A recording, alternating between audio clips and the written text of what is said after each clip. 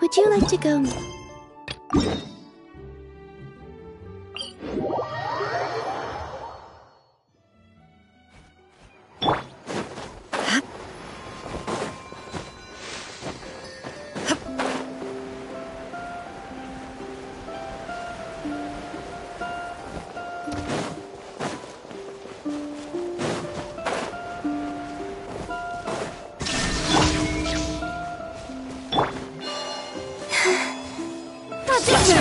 You put up a good fight.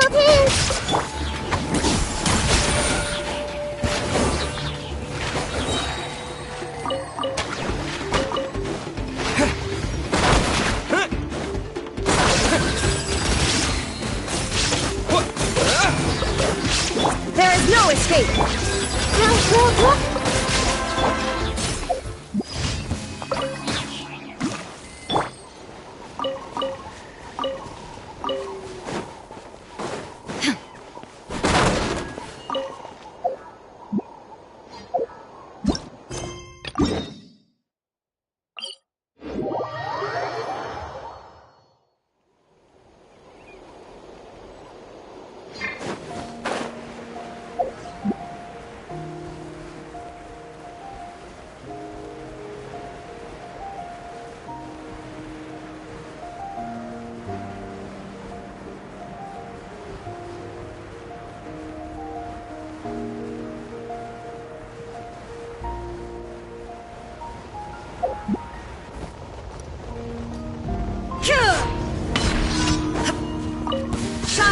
hope you'll put up a good fight. Here comes another. Wait.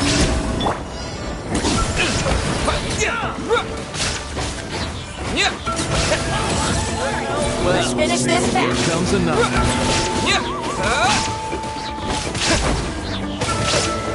Illusion shattered. This was real. You asked for it.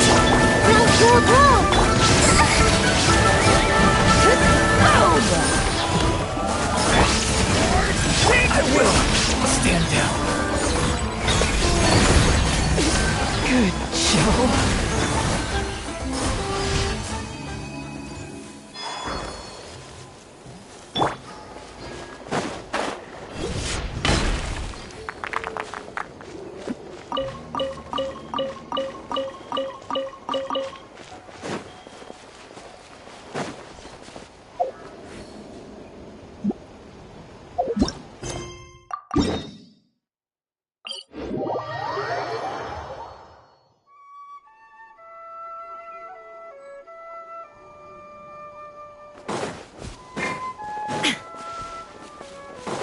Shine down.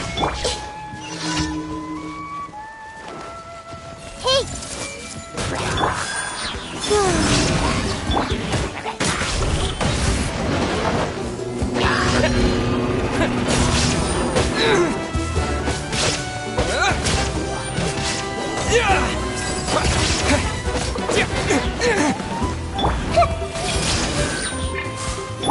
There is no escape.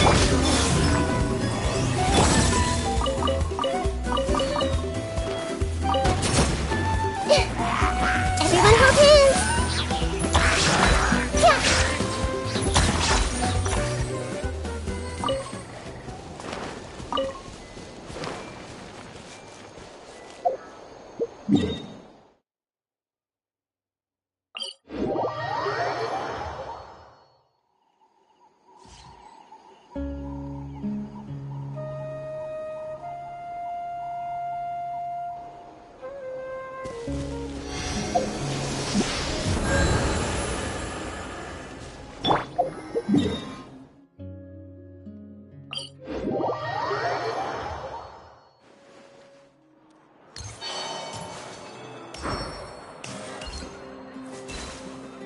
Ad Astra Abyssosk. Welcome to the Adventurers Guild. Thank you for completing today's commissions. Here is your reward.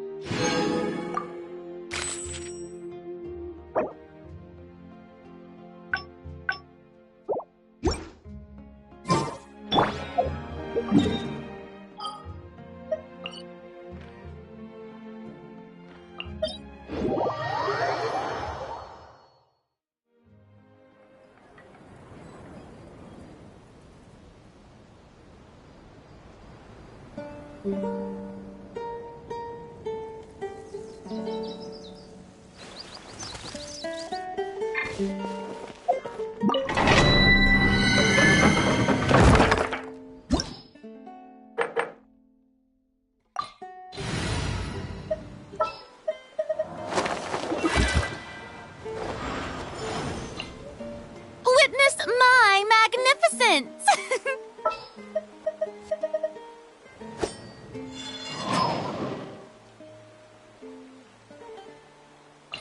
Want me to come along?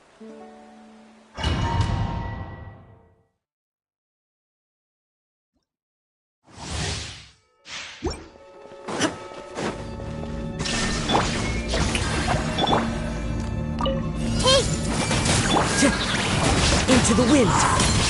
Fallen leaves. Adorn. Let my name echo in song! Everyone hold hands! One with nature.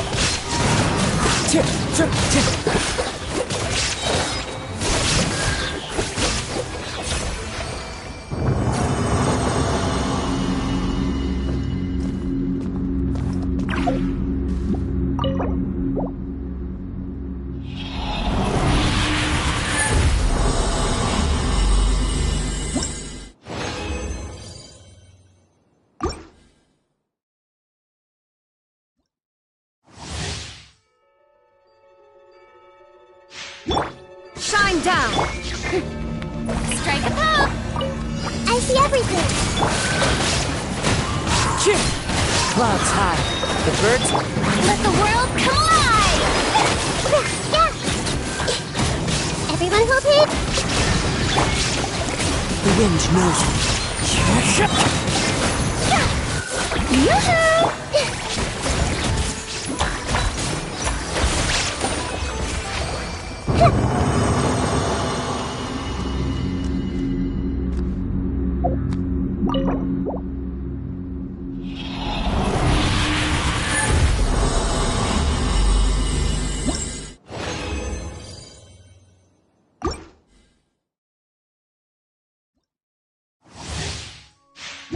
There is no escape. Strike a pose! I see everything!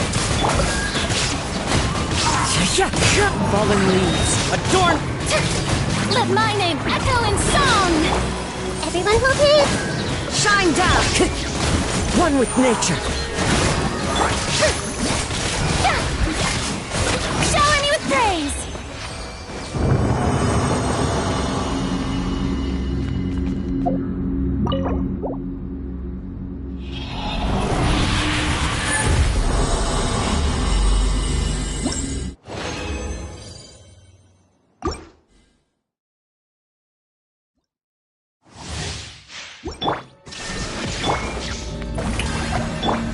This place hurt a little. As one with wind and cloud. Let the world collide! Hey! Illusion shattered. Inazuma shines eternal.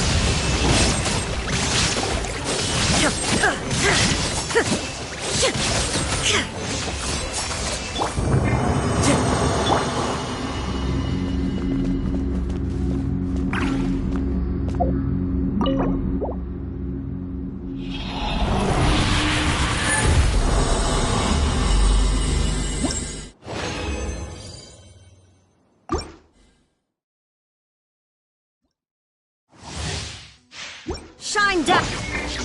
Strike a pose! Everyone hold hands! Into the wind.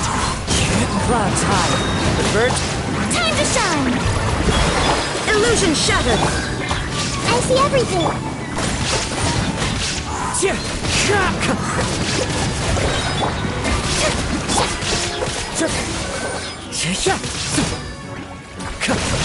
The wind knows me.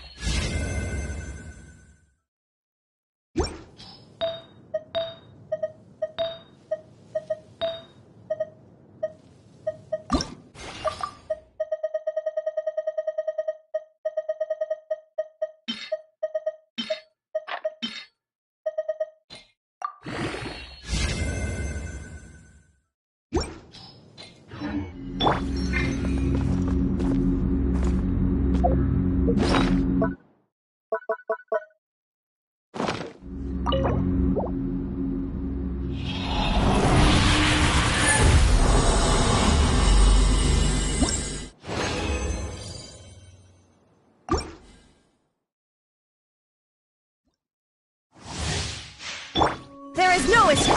Shower me with praise. Hey, Time to go. One with nature. Fallen leaves adorn my... let my name echo in song. I see everything. Into the wind. Grow, grow, grow. Yoo-hoo! Shine down.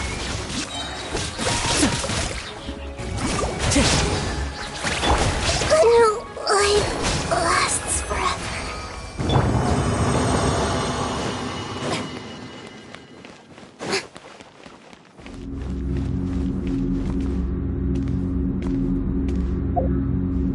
Ah!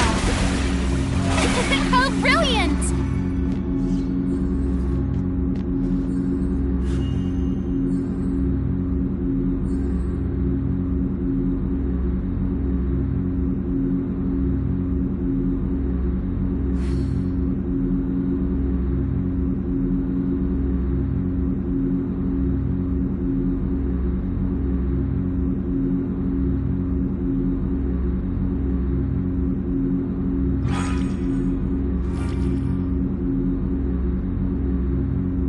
The show begins!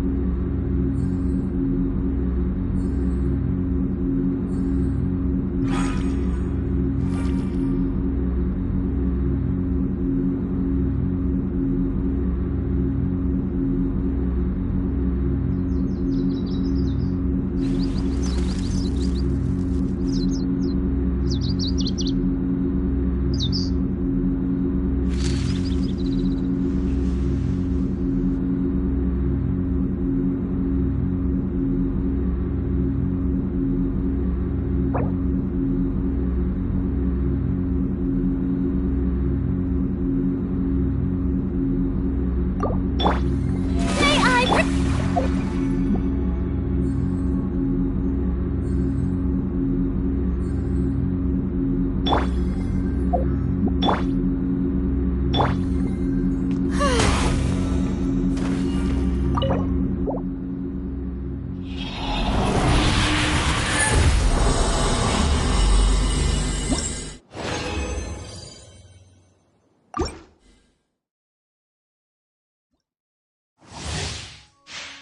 There is no escape.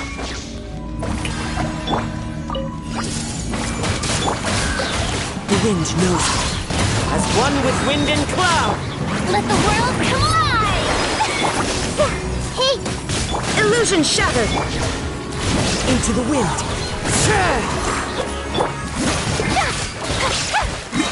shower me with praise. This may hurt a little.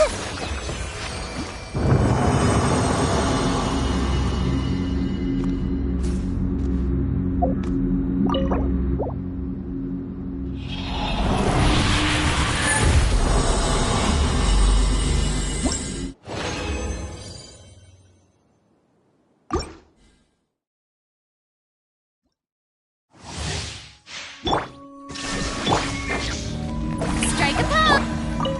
I see everything. One with nature. Clouds high. The birds... Let my name echo in song. Shine down. Hey, The wind knows me.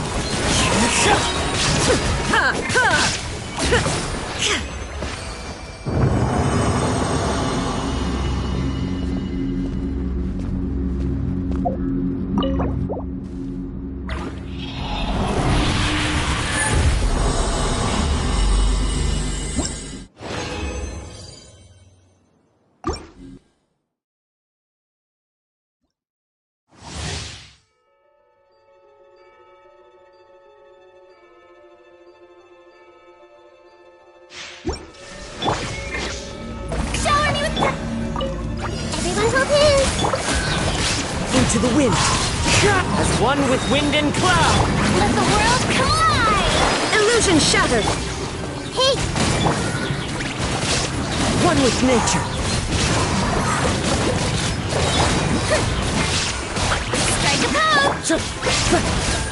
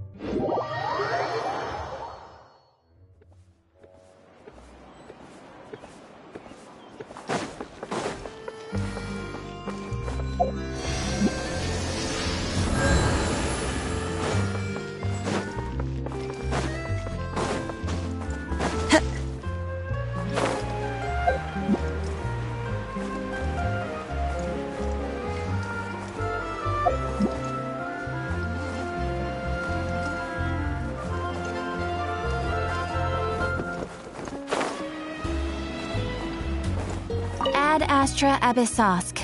Welcome to the Adventurers Guild.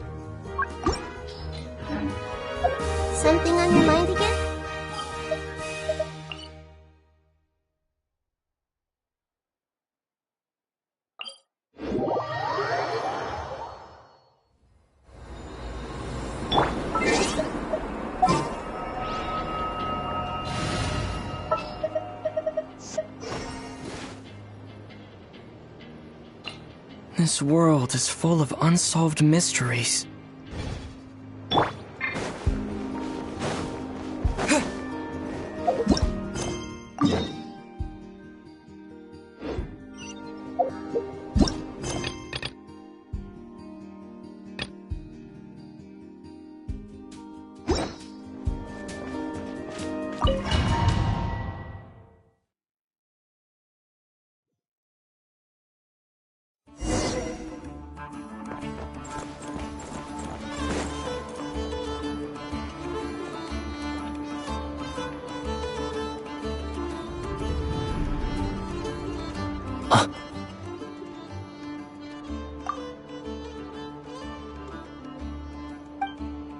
Ah, Sir Flint.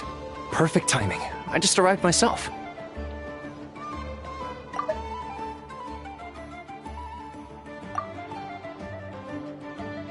You are most considerate, Master Ilua. But in fact, I know you have been sitting here for quite some time. If you saw me, why didn't you say something?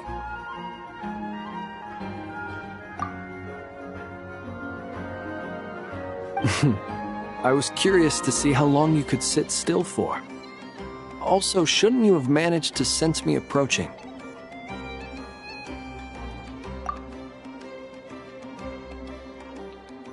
That would be a first.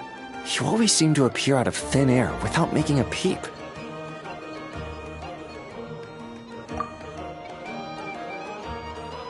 Also, how many times do I have to tell you not to address me as master? I don't qualify.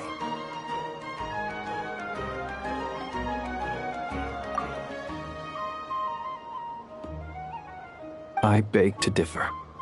Why should a young man so well versed in social graces as yourself not be worthy of that title? Please, Lord Flint. Sir Flint. I'm begging you, don't flatter me into complacency like you do with everyone else.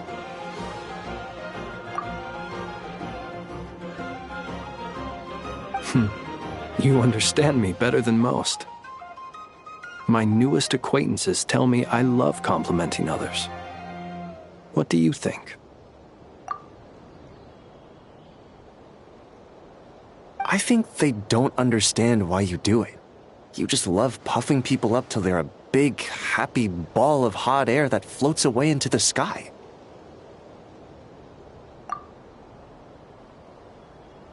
In all sincerity, I can only hope that they bring good tidings when they come back down to earth.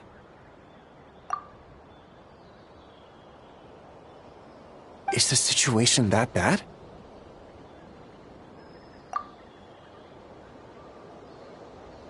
We just held a strategy meeting. Let me fill you in.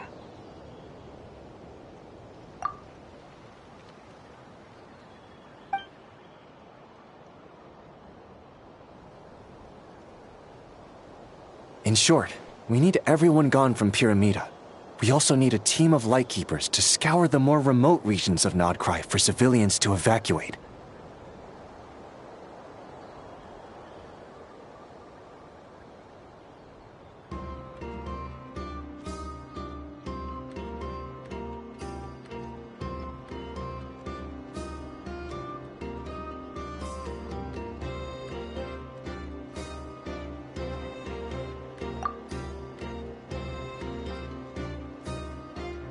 I only hope we have enough personnel.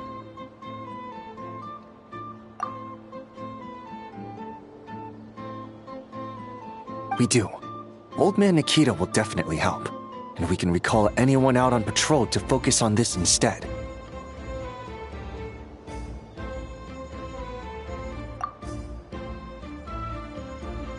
Good. I'm sure you and the others will make short work of this. Now, don't forget. Once you've completed this task, make sure you and the rest of the team evacuate to either Snezhnaya or Natlan as well.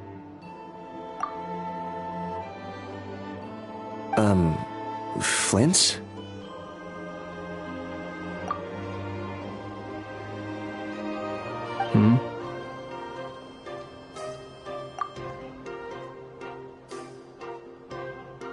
If you've got something to say, Master Ilua, why not guess what I'm thinking right now?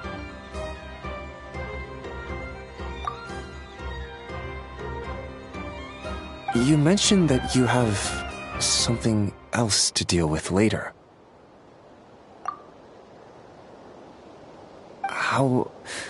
How difficult is it going to be?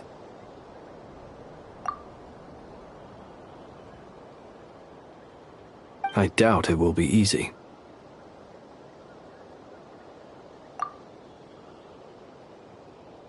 I know you're a Lightkeeper, and it's your duty to protect others in times of crisis. But I have a feeling that you'll be walking into grave danger.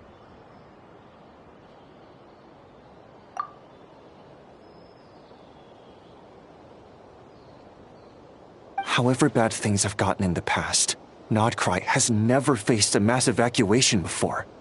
But from the sounds of it, you don't intend to come with us.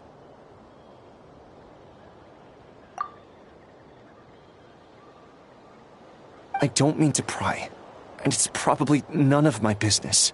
But whatever it is you're intending, you don't have to go through with it, you know. I've been afflicted with some sort of curse, and I'm told it may well trigger if I set foot outside of Nod-Krai. As such, I cannot leave. I have to act, if for no other reason than to fight this curse.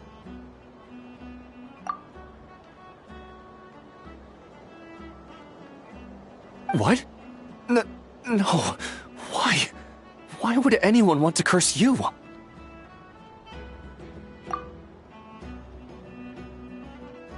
There are plenty of people out there willing to trample over others in pursuit of their own goals.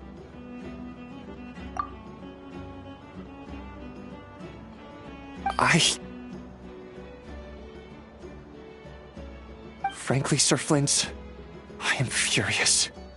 You're making light of what is an incredibly serious situation.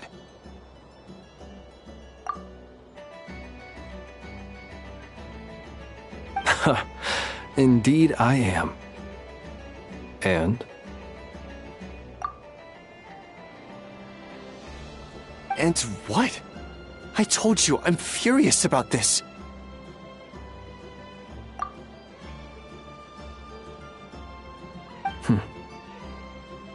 Nothing I can do about it, I'm afraid.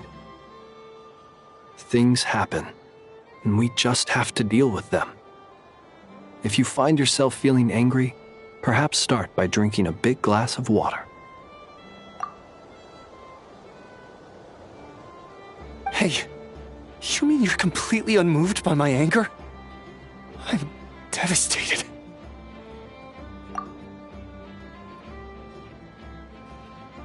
Then allow me to express my sincerest regret. Come by the lighthouse sometime.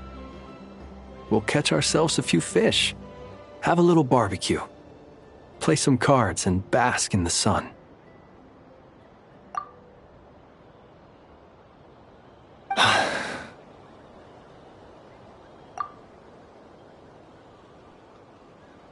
Maybe I need to spell this out.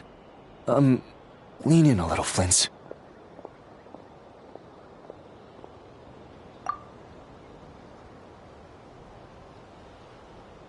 Oh my, this doesn't bode well.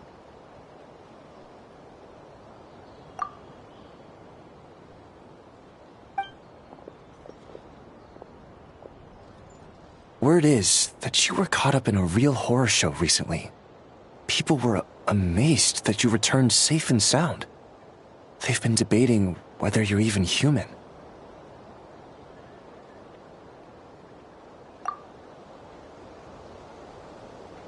I've returned safe and sound from plenty of crises. When you say people, do you mean other people, or do you just mean you?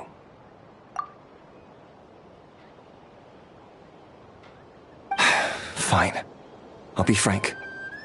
You're not human, are you?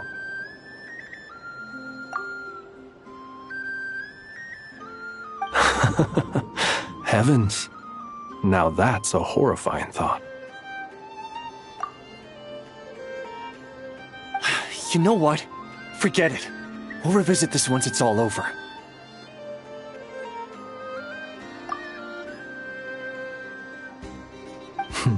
A sound plan, albeit a little ominous sounding.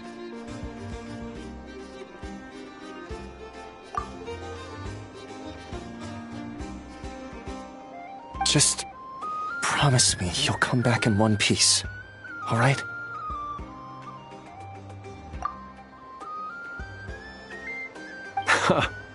For you, Master Ilua.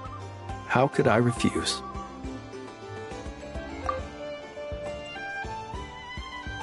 Also, please pass my regards on to our colleagues. Tell them, thank you all for your assistance. Please put safety first as you proceed with the operation.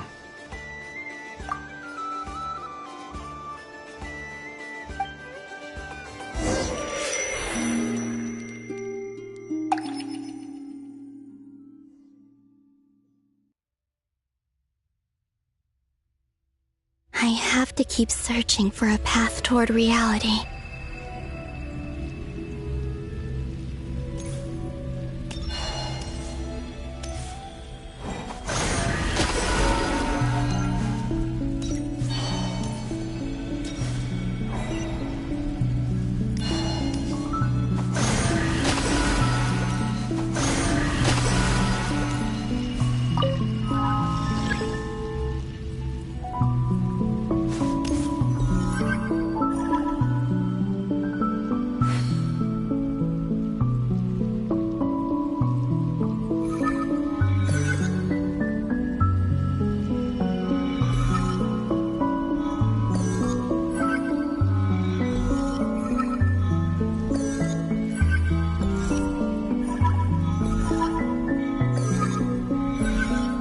Should do it. The last 2 times I tried to influence reality in this space, it consumed a lot of Kuvaki. I'll try and be more careful this time. I need to leave key clues behind using less power. I hope everyone still remembers what I said on Moon Prayer Night.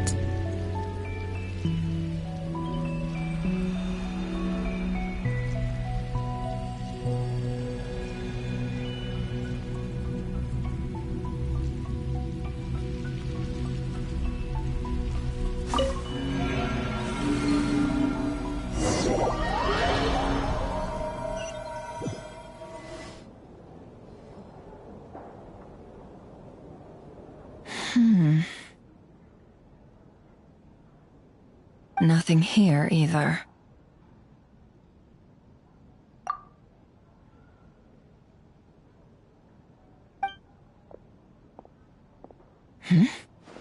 Flints?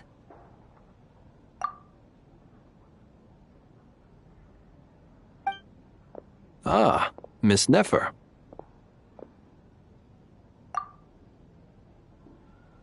What are you doing here? Unless...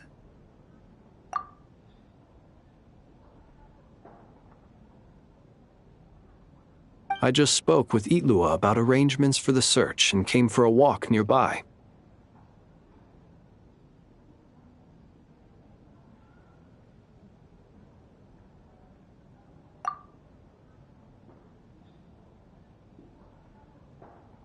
As for you, why would... It appears we think along similar lines, and neither of us likes to accept things at face value.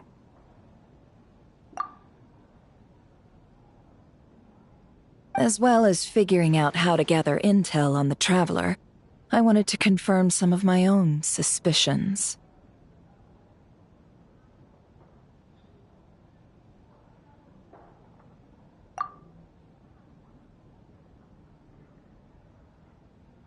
Also, we'll need to bring a lot of force to bear against Ettore, even if we're only looking to rescue the Traveler. We can't leave anything to chance.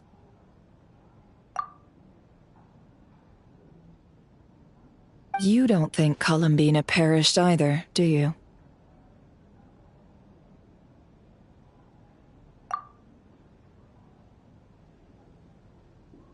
I'm merely considering the possibility that she survived. just as you are. How much can we really know about a deity like her anyway?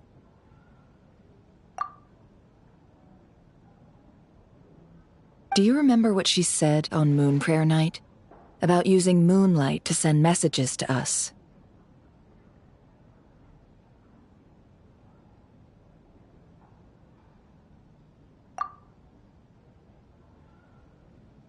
Of course. I think that's why we're both here.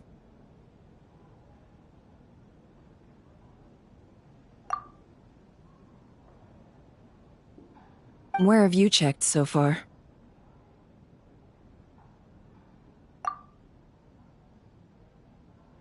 I've been focusing on the outdoors. Anywhere the moonlight shines. I checked most of Nasha Town, but didn't find anything.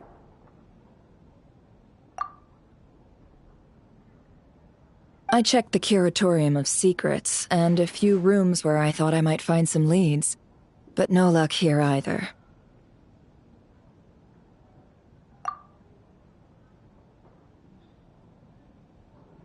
The only places I haven't looked yet are the rooms in the flagship.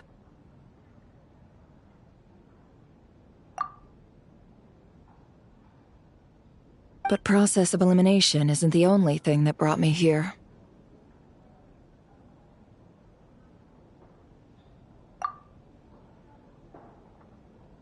Oh, really? What's your other reason?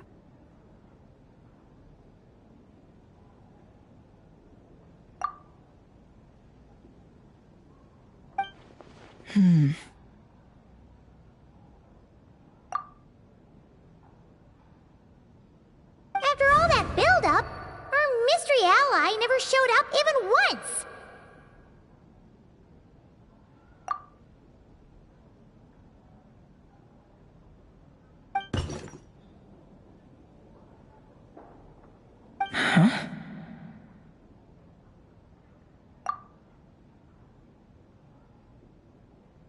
Am I imagining things?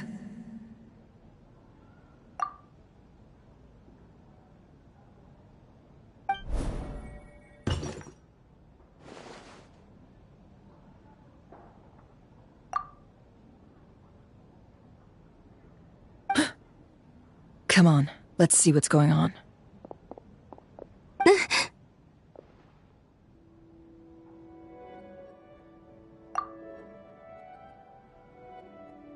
Oh no. I knocked over a vase as soon as I came in. It must have been caused by a Kuvaki fluctuation when I entered the space.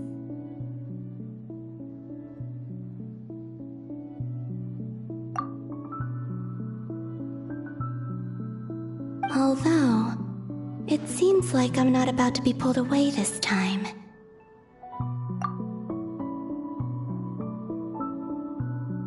It looks like as long as I'm careful with my actions, it doesn't count as influencing reality.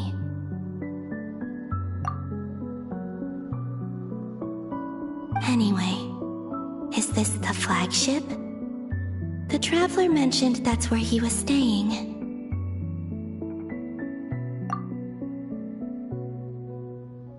I only went into the lobby last time, so I've never actually been here before. How does this space work?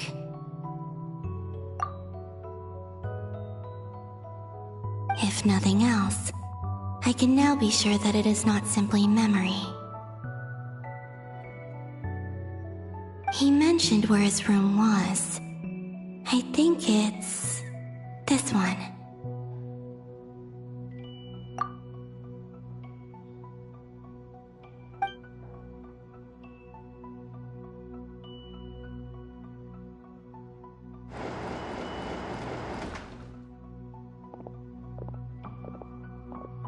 The door is closed. But if this is anything like when I disappeared, then maybe...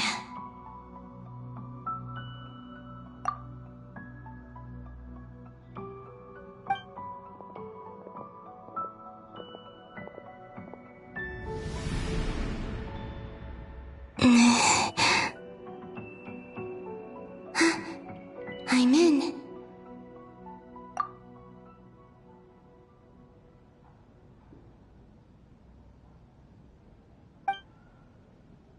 He and Paimon aren't here at the moment.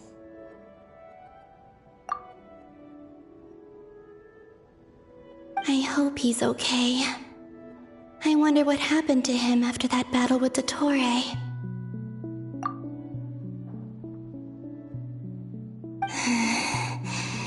Best not to dwell on that for now. I need to try and leave them some clues.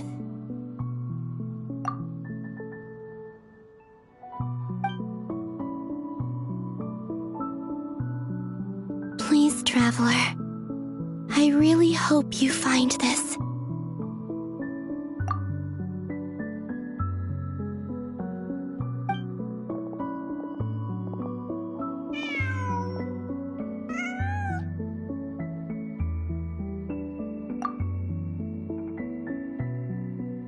Huh. Just a cat.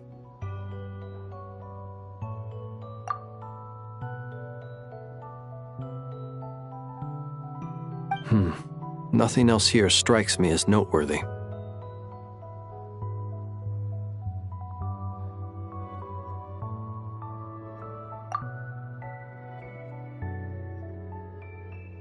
Didn't you stay here for a couple of nights once?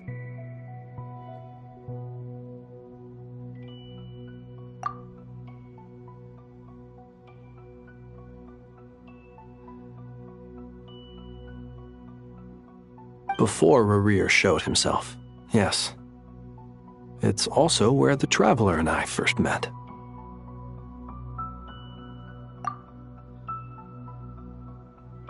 Did you notice anything unusual during your stay?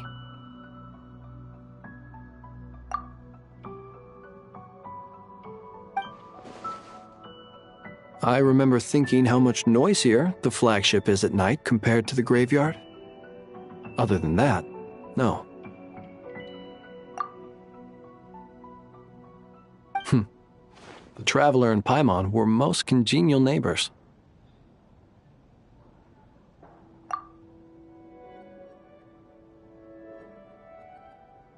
This is where they've been staying, yes? Over here?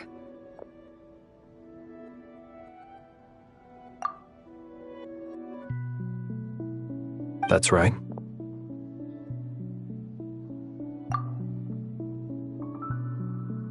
I wouldn't usually condone breaking and entering, but we can make it up to them later.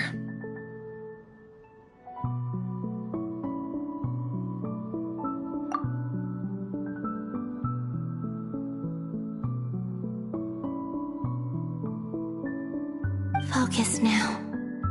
I have to write a message on the wall using Kuvaki, just like I said on Moon Prayer Night.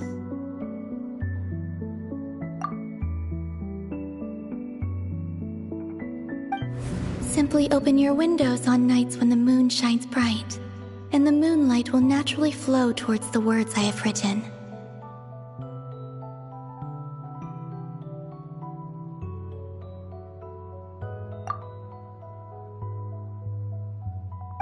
Here goes.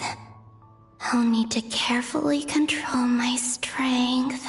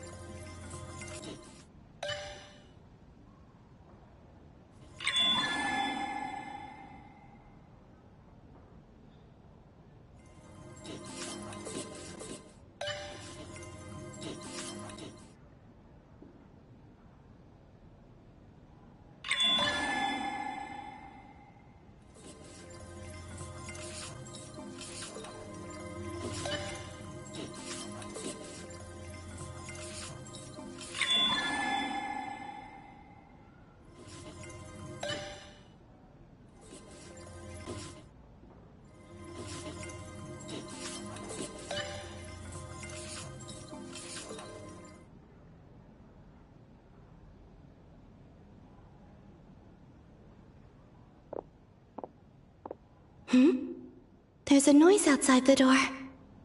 Is he back?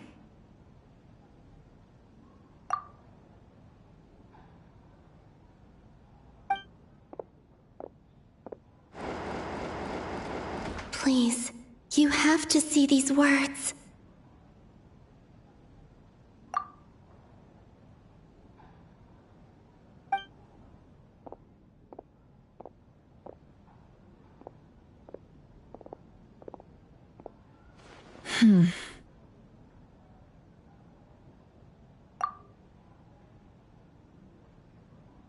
Well, do you sense anything?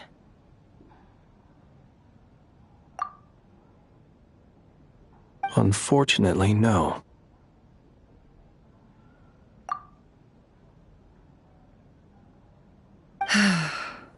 And this place was our last chance.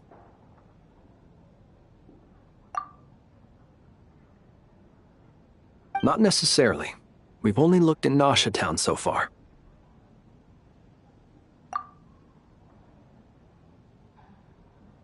Miss Columbina said she would leave messages at her friends' dwellings. It's still worth checking where Miss Lauma lives and where I live.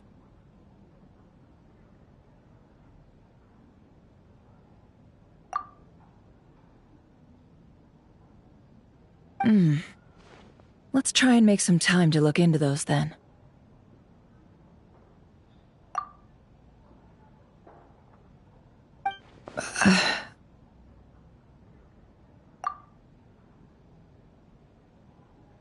Wait.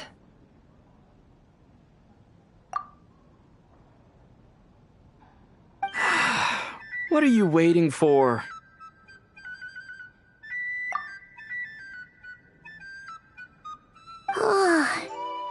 Paimon might have overeaten slightly.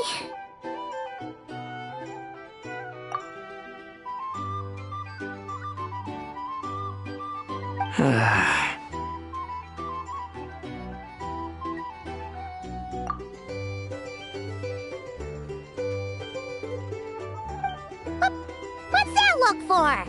This is a victory feast. It's normal to eat a little more than usual.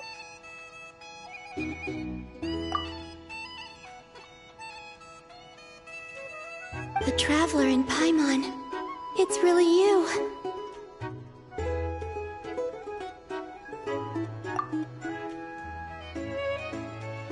But why are they talking about a victory feast?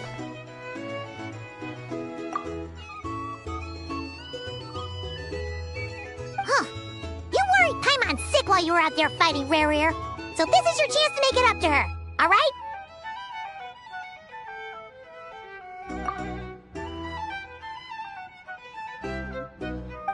Wait, so this is the night after the battle against Rare.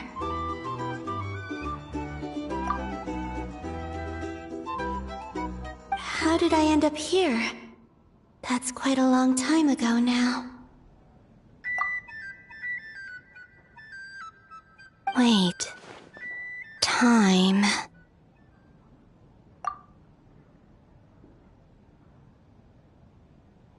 That's it.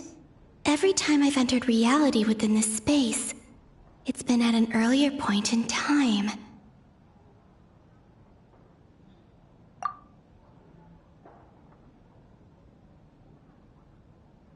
Every one of those points has been before I fell into the moon's reflection.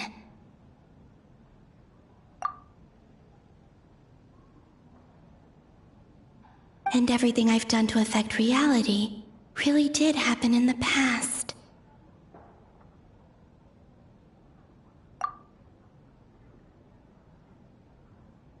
Does this mean that, within the moon's reflection, time flows backwards? Starting from the moment I fell in? Not long till Moon Prayer Night now. It's gonna be even livelier than tonight!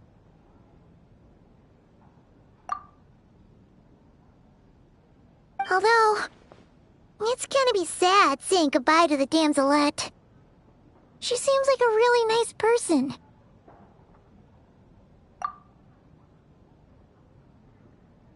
Paimon. No, I can't. Even if I make contact, they probably won't understand what's going on.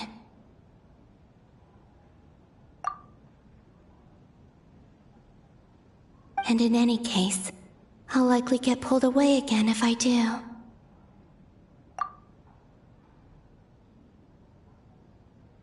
Instead, I have to find a way to get them to notice what I've written using the moonlight.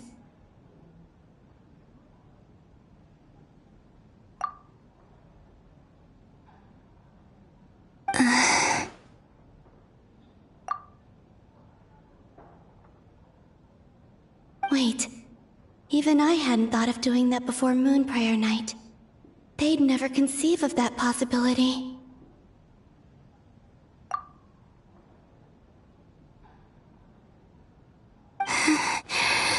Is there truly no other way? Don't lose heart. We'll find a way somehow.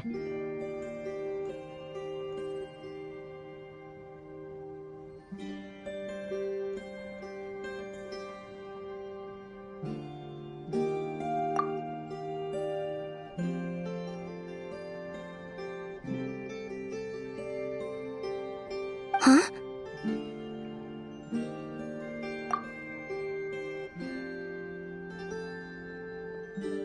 Oh, you say that, but the frost moon is beyond the fall sky.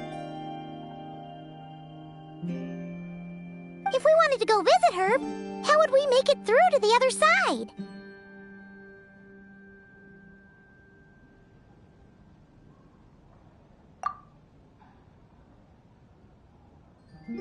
We might not have all the answers now, but I'm sure we'll find a way one day.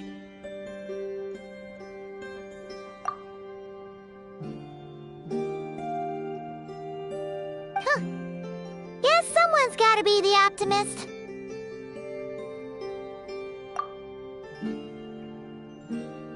The present, the future.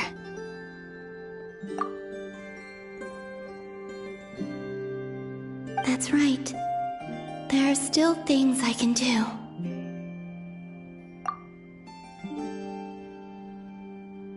What's your plan?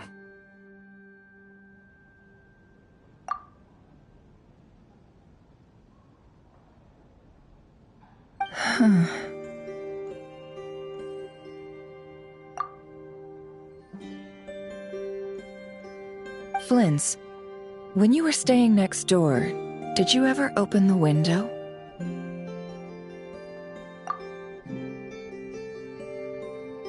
No. The rooms here are dark and damp, and there's such a buildup of dust on the windows that the moonlight can't even get in. I didn't think it was worth the trouble.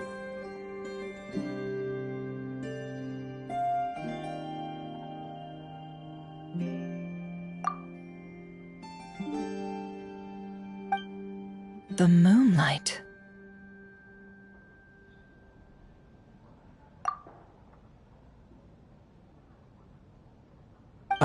I think I see where you're going.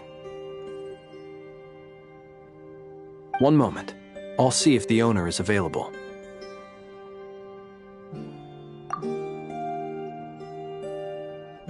Don't bother.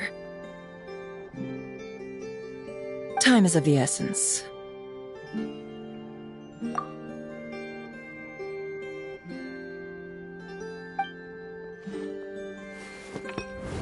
Time.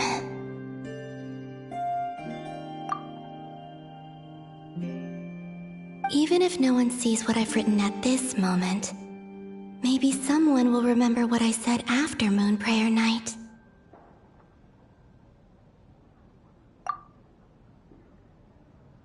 I need to write down as much information as I can, and maybe one day...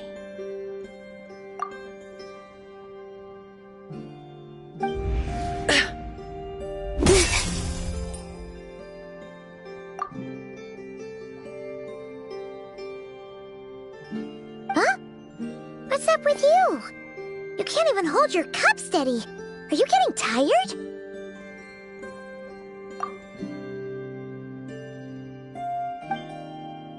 A little.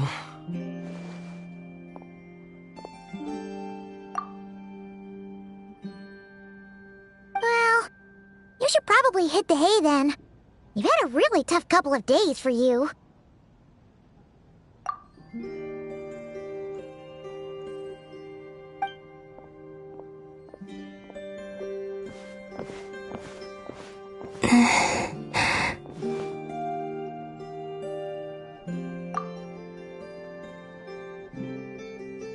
You truly have. You helped defeat Rerir, helped me reclaim my name, and you helped the others organize Moon Prayer Night.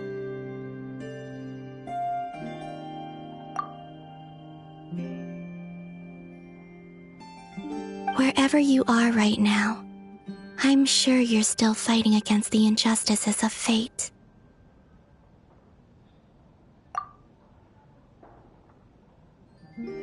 This is all I can leave for them.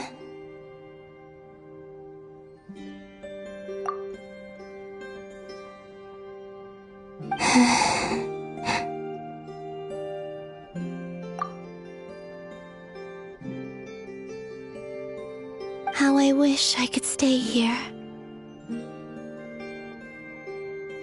But it's time for me to go.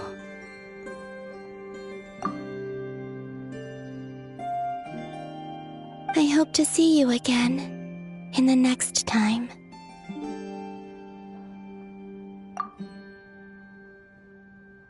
And if the opportunity presents itself.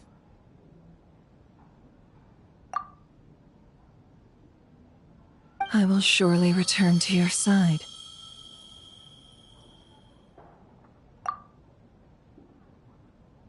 Huh.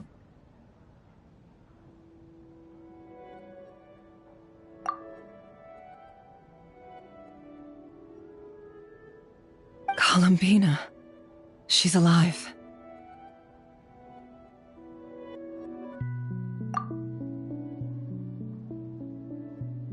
Not only that, but she's left us an entire wall's worth of clues.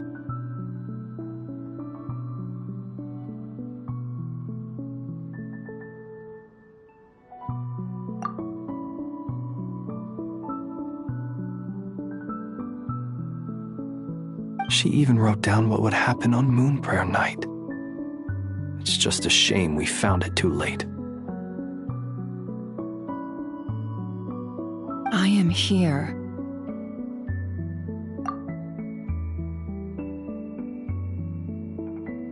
Time in this place flows backwards.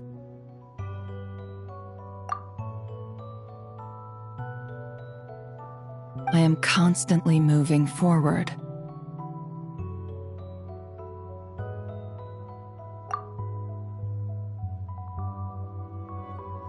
It sounds like she's found a way to influence the past using Kuvaki.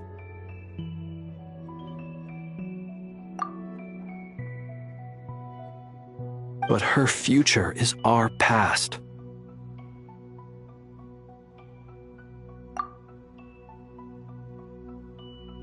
So, these words have been here ever since we defeated the Ray Hero Solnari. We just never discovered them.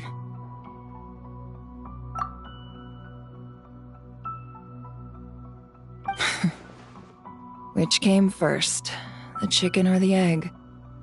Do you ever mull over questions like that?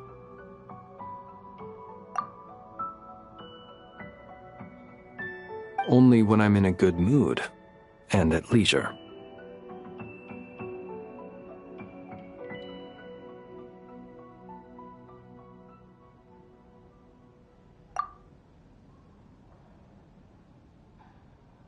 Well, I never do.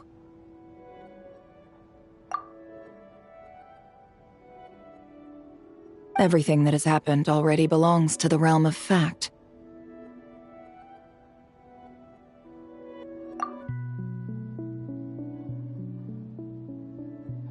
As a business person, and especially an intel broker, what I do is extrapolate from those facts to try and read the future.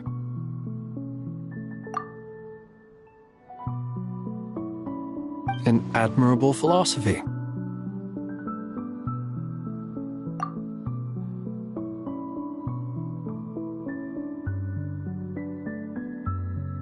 It's a means of survival.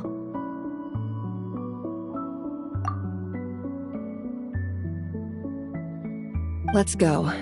We have a wall's worth of clues to share with the others.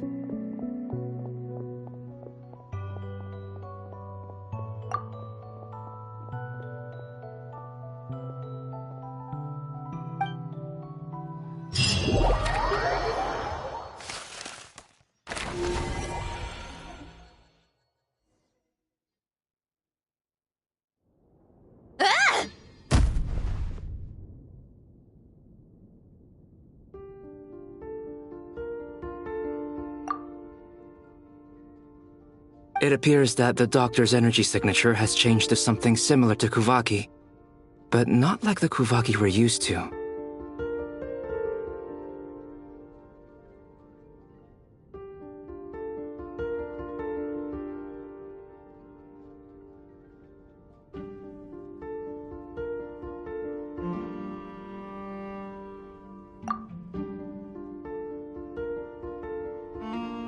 Nod-Krai's Kuvaki devices will only have a limited effect on it. I can see why you've chosen to place your hopes in alchemy instead.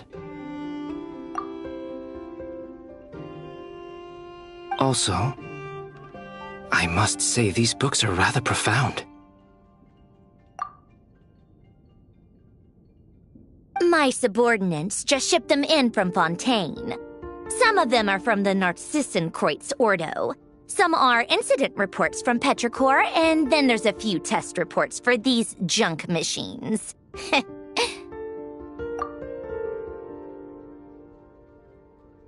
Additionally, after some further scanning, I've discovered something extremely annoying.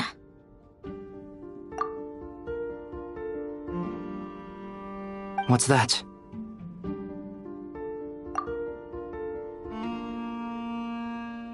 Teyvat's skies contain multiple moons.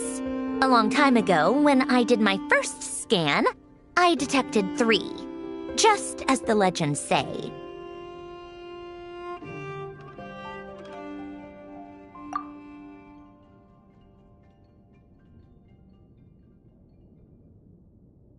But when I checked again just now, I detected 4 moons.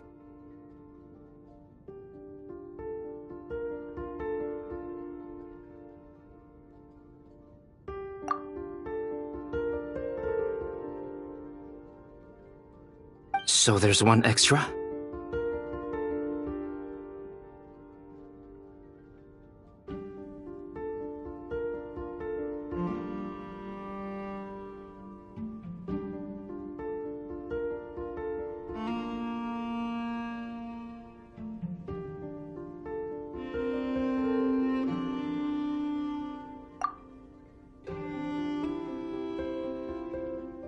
Yeah. Originally, I thought that if I could still find 3 moons, that would at least mean Columbina's still alive.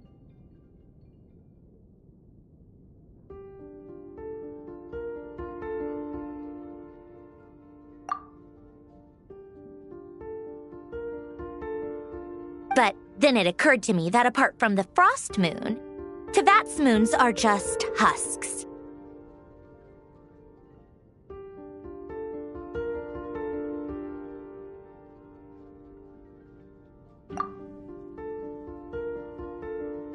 And husks surely shouldn't show up in the scan, since they're not alive. It's weird, isn't it? If we can't even distinguish between a dead and a living moon, how are we supposed to know whether a moon goddess is still alive?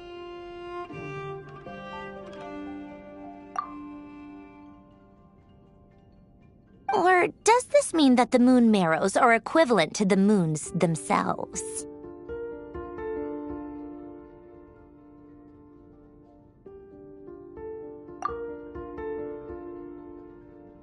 It's certainly possible.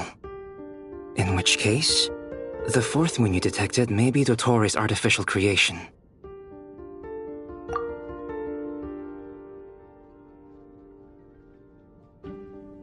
So he wasn't bluffing. He really built his own moon marrow. Ugh! I'm so mad right now!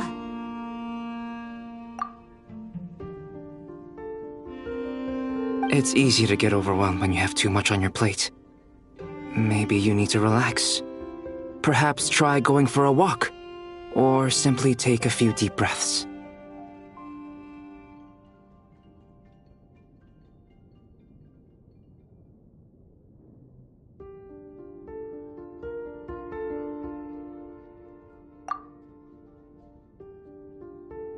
Nothing can calm me down at a time like this.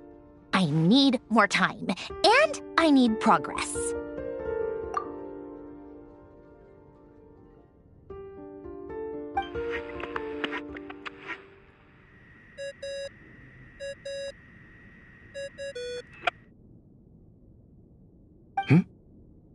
It's Mr. Flynn's.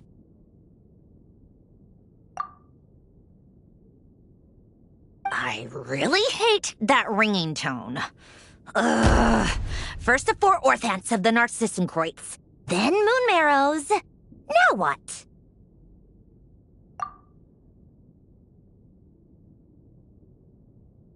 Oh, sorry if we're disturbing you. Might I ask what's troubling you?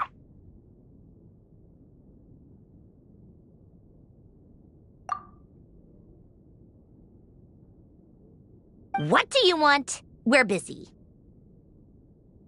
Are you still at the Curatorium of Secrets?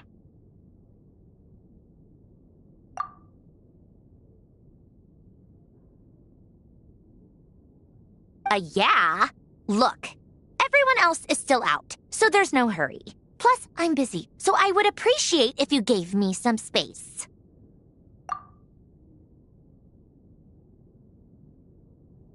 Even though we have crucial intel to share?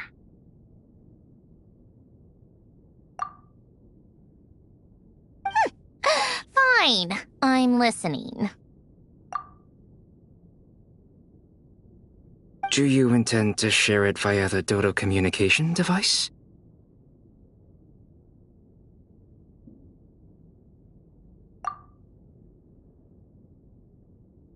Ordinarily, I would, but this is a unique situation. I think it's best that we discuss it in person. See you at the Curatorium.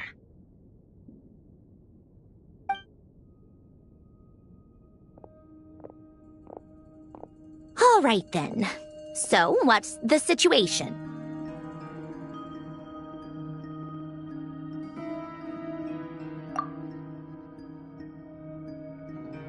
The rest of the team is still out working on their missions and evacuations, but we've decided to fill you in on the most crucial information first.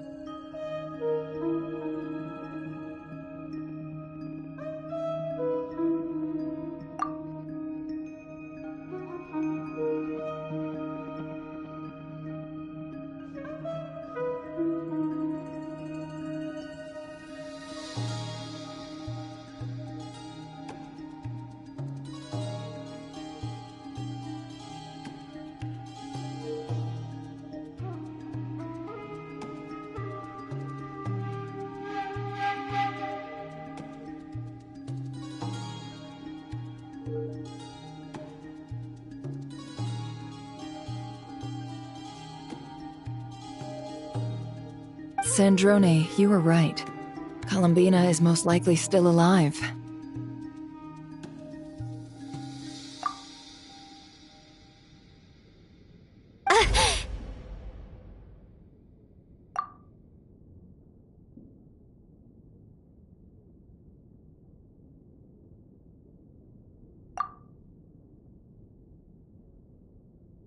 That's the best news we've received in a while, by a long way.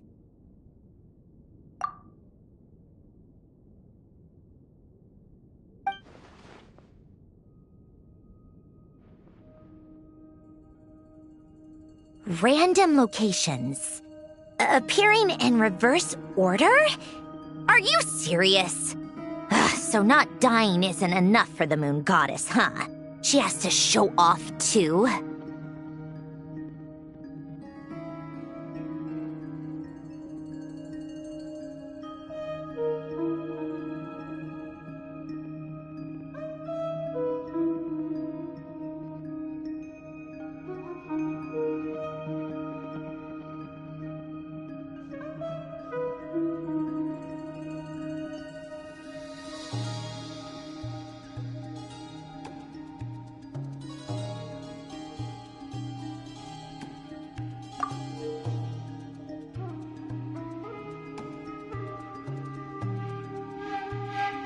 Anyway, does this mean we can deduce her condition from the moon marrows?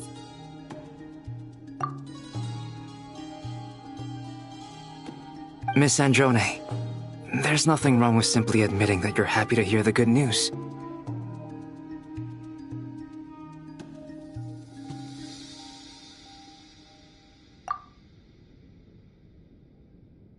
I'm not. And she's the least of our problems. We're facing a huge crisis.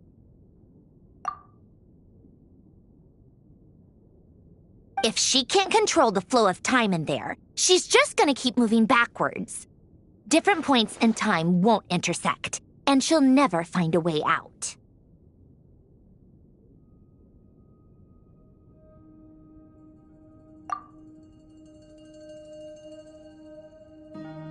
Let's say life begins with a drop of water. When did time begin? The moment this planet came into being?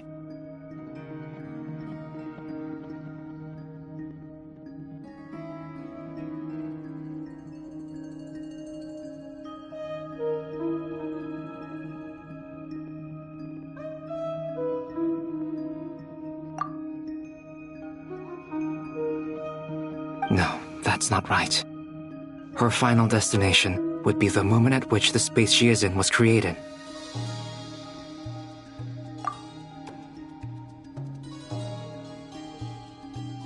But it doesn't seem like we can influence that space from the outside world. So how can we help her?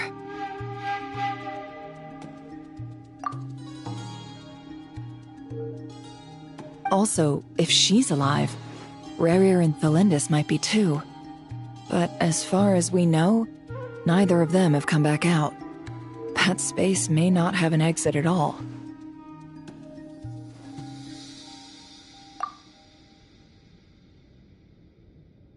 I'm afraid I must concur with Miss Nefer in this.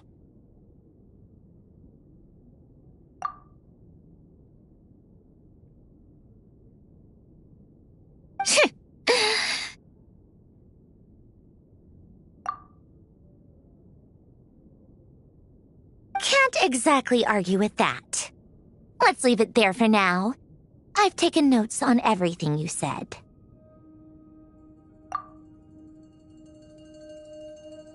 Will it help with your research?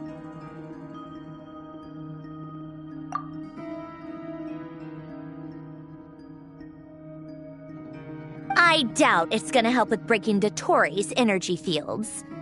But who knows when it might come in handy. Better to have it all written down than try to remember everything when I need it.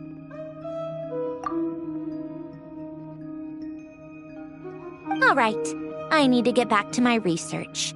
Mr. Albedo has made a lot of suggestions that will require my undivided attention.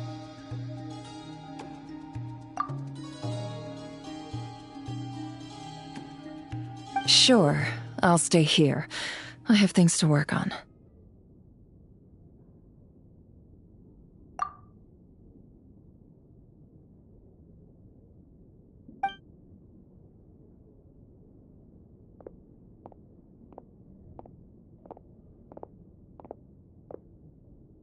Paimon, are you there?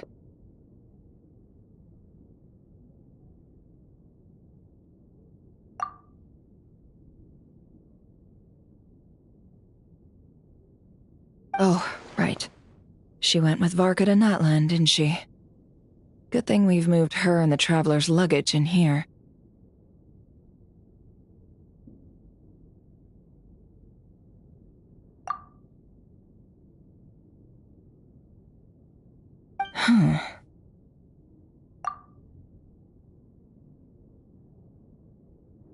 Speaking of the Traveler, where could they be?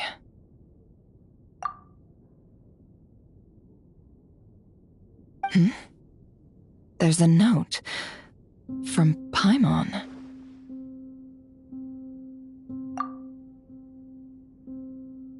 Paimon here. Not in at the moment, but if anyone needs to borrow her stuff or the Travelers, go ahead and help yourself. Paimon won't be mad.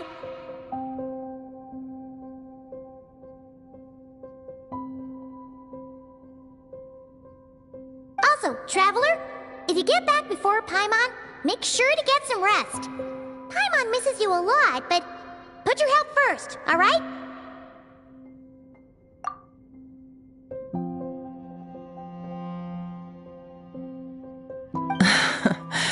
How sweet.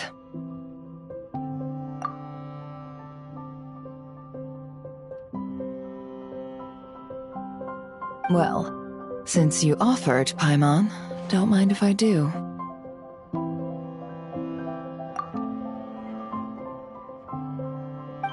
This is the Traveler and Paimon's luggage.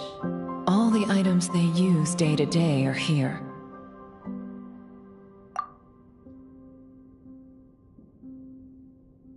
It's well organized. I wonder which of them is responsible for that. What do we have here?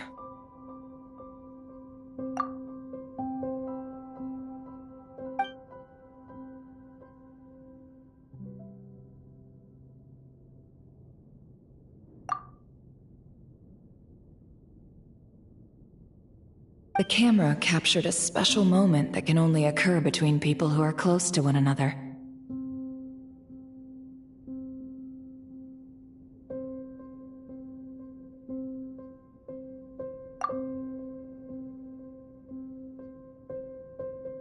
You can really sense how the photographer feels about their subject.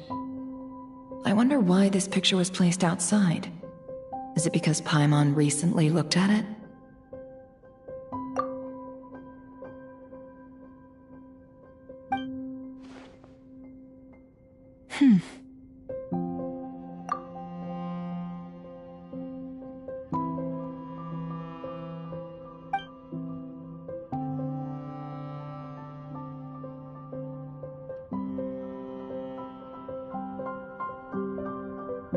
This must belong to the Traveler.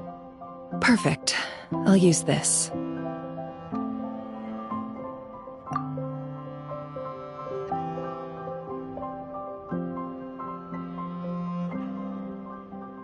Hang in there. We'll find you.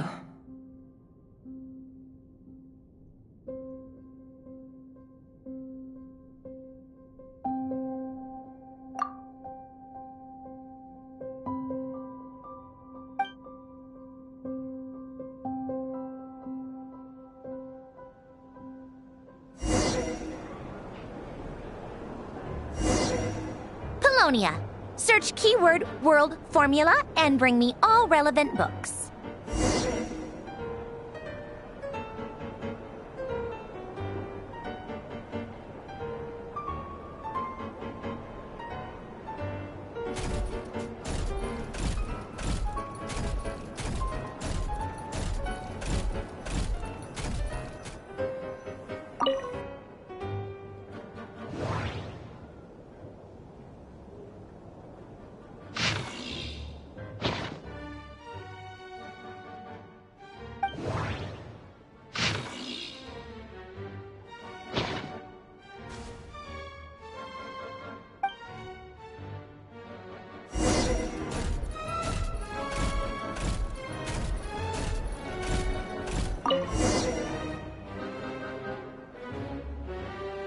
Let's see.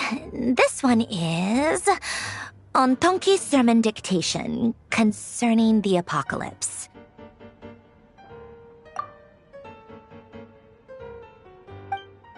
I believe that the correct term for this is Fortuna. This was an ancient Romorian technology, a wisdom unparalleled.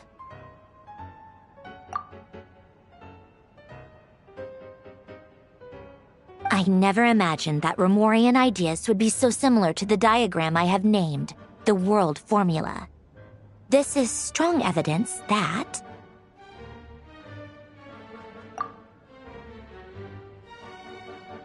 human civilization should gradually shed possibilities as it continues to explore and evolve. The end of humankind may well be upon us right now. The sparks of civilization shall run out, unless we consider introducing variables from outside the system. Variables? Surely that can only mean one thing.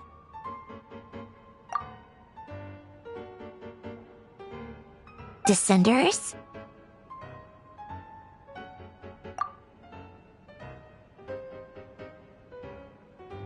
Dottore likely captured the Traveler because of his descender status. But the Three Moons' authority comes from the world itself. Why would Dottore need anything beyond that?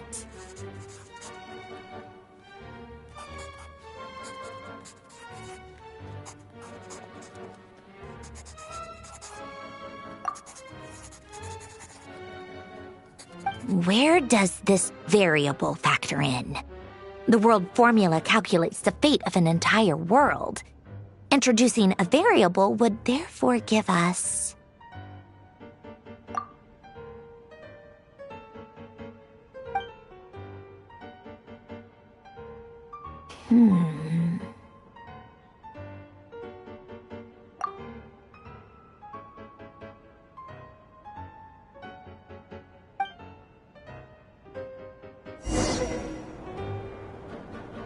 Polonia, search keyword pathway and bring me all relevant books.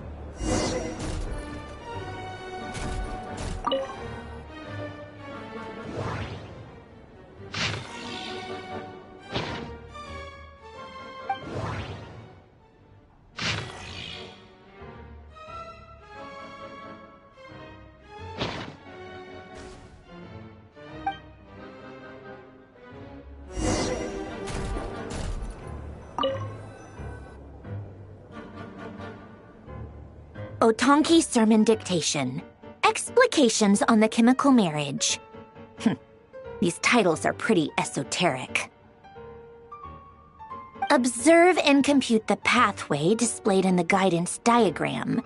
Deconstructing and reversing its effects could generate potential ideas.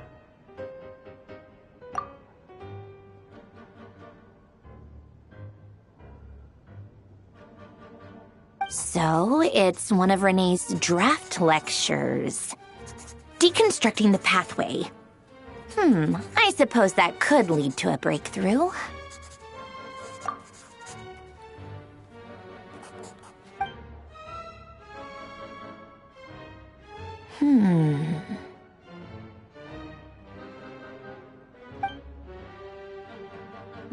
This is so long. This guy sure loves showing off his knowledge.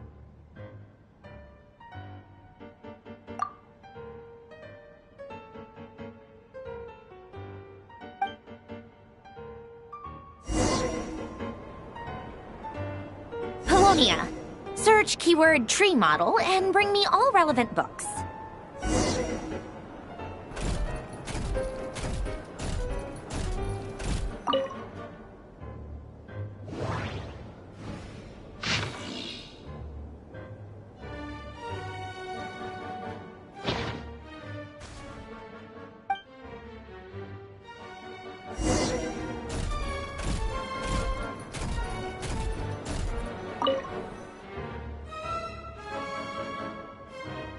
Most of the experimental devices proposed by the Lilia Crucis Ordo are built based on the simple and basic logical structure of a tree model.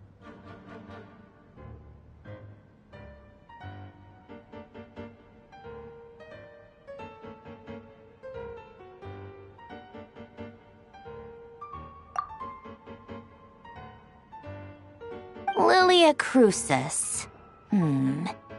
Guess they were trying to cover up the name of the Narcissenkreuz Ordo?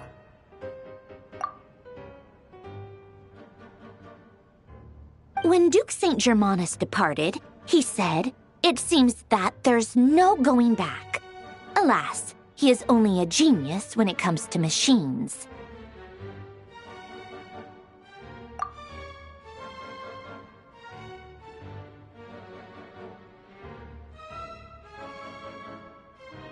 In all other things, he is but ordinary. Excuse me?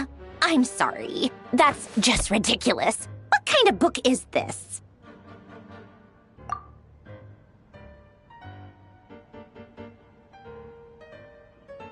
Great Detective Herlock, the Alchemist and the Clockwork Saint?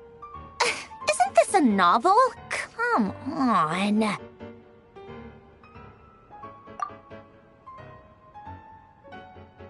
Still, the author swears that they knew Renee well. Whatever. I guess it's not beyond the realms of possibility that Renee would say nonsense like that on occasion.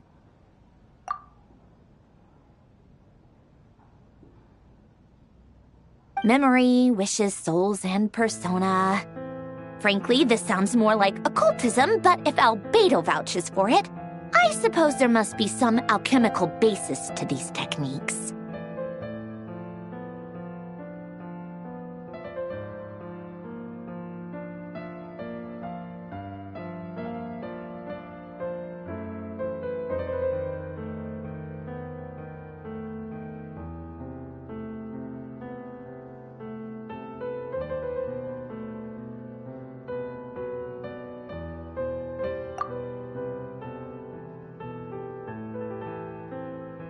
The way Alain Guillotin saw it, the world was comprised of machines. The universe needed machines, and thus his technologies were created. That's why I was born.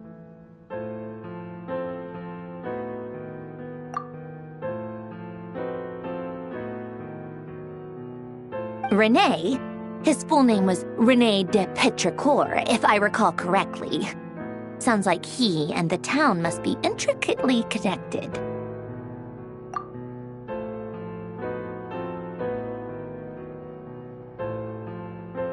That place was also the source of most of our information regarding Remurian civilization. Seems like some of his projects were based on their technology.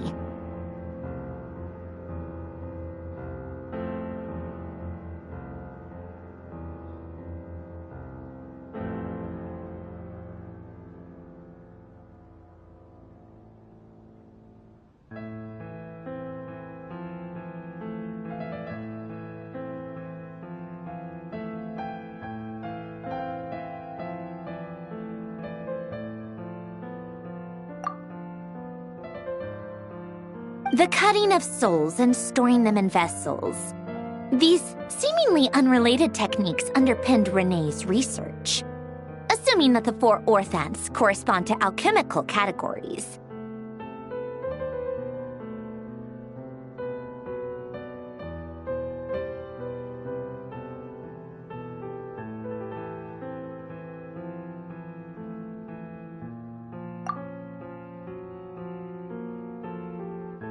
The chemical marriage model? Alain would have scoffed at that. He never would have let those theories or parameters anywhere near his mathematical formulas.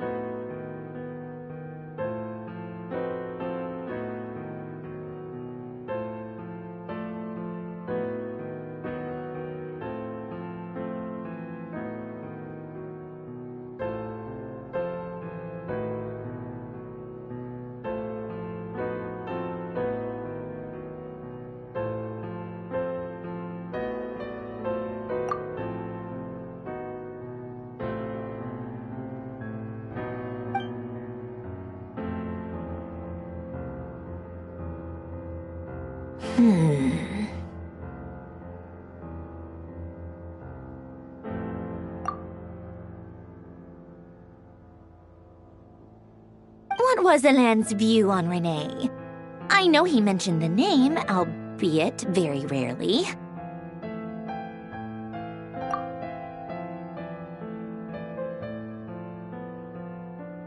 Oh, now I remember. Alain's old notes are here too. They mentioned René once.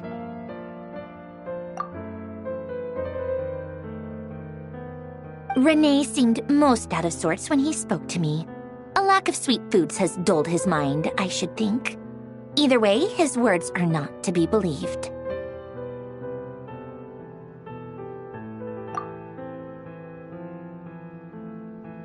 Yep, that sounds like Alain.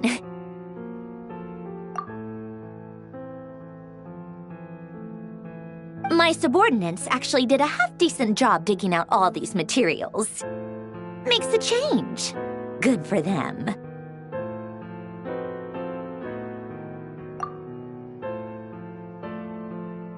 Some of Alain's old files are completely consistent with these records. He must have gotten them from the Tower of Gestalt. I never knew he got his hands on René's records that early.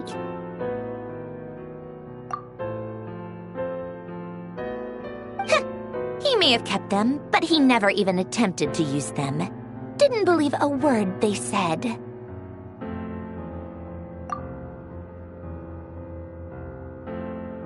Come to think of it, René's world formula was filled with calculations of constants.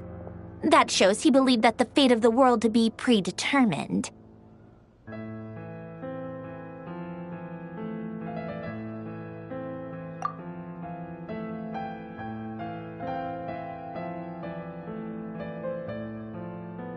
As for Alain...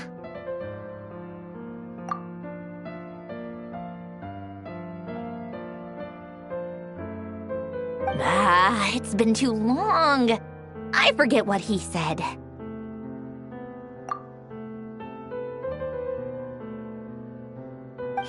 What would he have said?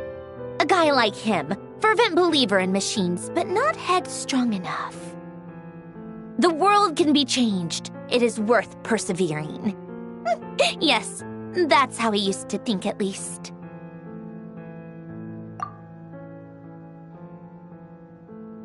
He created that procedure to save this world. Yet the scale of the world's fate proved too enormous. The result was beyond his ability to calculate.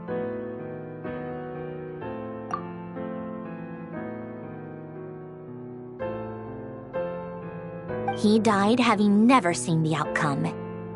And there I was, left behind in the ashes of his dreams.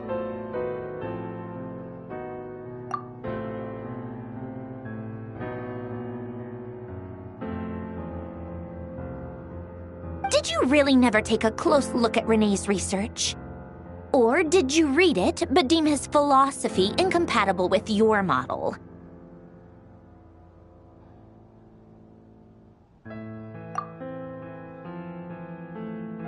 The very thought of trying to incorporate his ideas probably made you feel sick to the stomach. Well, don't worry, because there's a whole new category of lunatic in town. Next to Dottore, every other madman looks sane.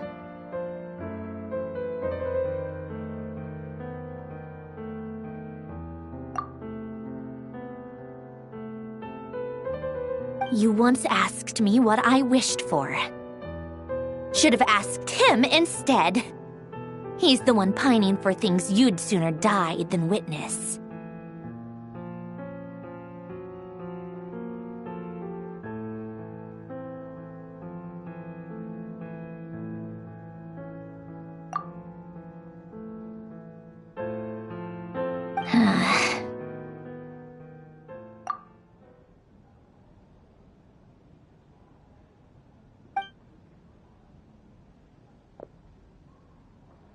Even the tiniest variable can make big waves in the present.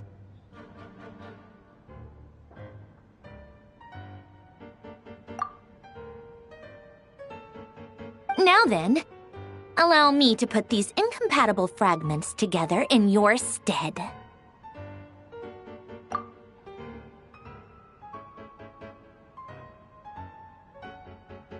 First, establish and verify the existence of the Great Circle.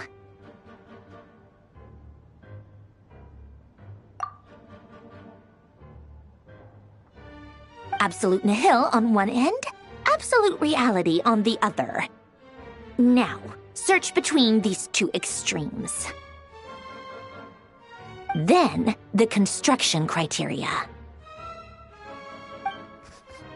Variables.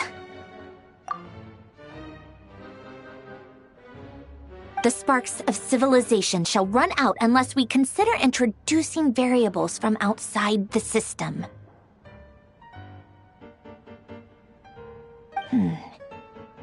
Input variables. Traverse the world, space-time, and civilization, then extract the essential nodes from the records to determine which variables they point to.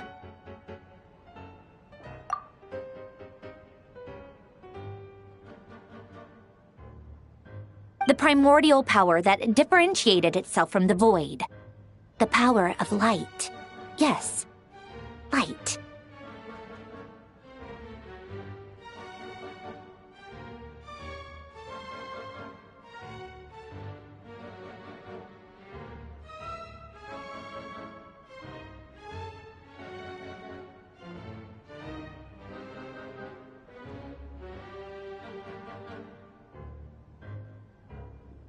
Records. Hyperborea.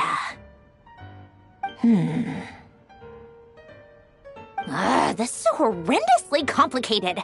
After all that, I'm still missing a few variables. I need to think this through again.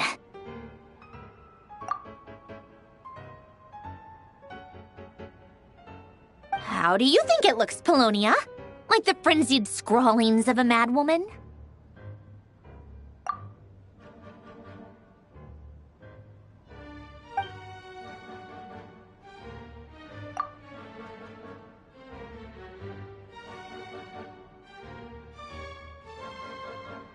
fine. Keep it to yourself. It's not like you can talk anyway. I'll assume you gave it a passing grade.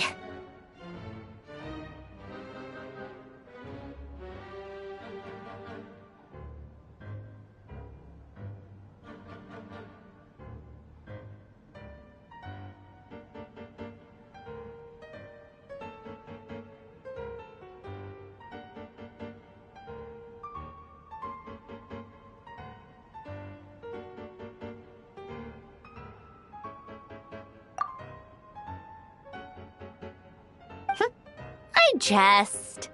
But true madness does often start with trying to save the world. What would Arlecchino and Columbina think if they saw this incomprehensible hen scratch?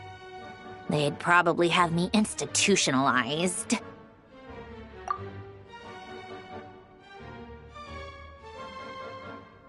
So would Rosaline. She's been dead for a while now.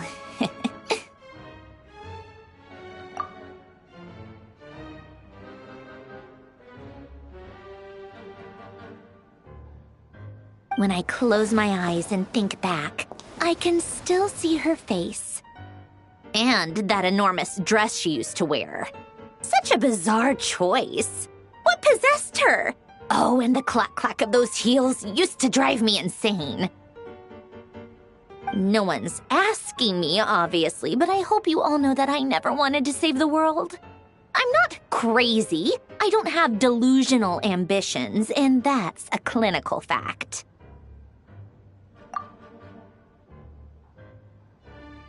The world needs a solution, but I don't need the world's validation. It's the world begging me for answers, not the other way around.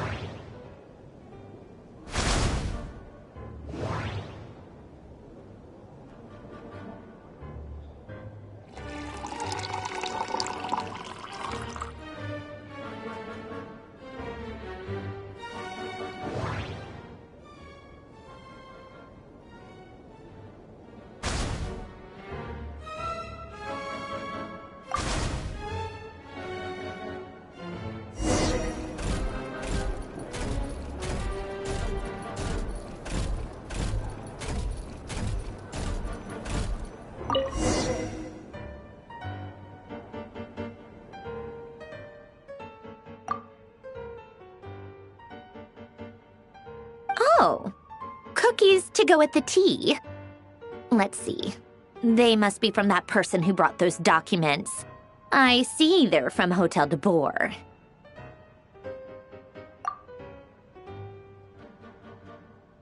Something's written on the box. We are proud to present this homage to the Fortress of Meropede's fun-filled mill collection system. Fortune cookies! Have a lucky start to your day.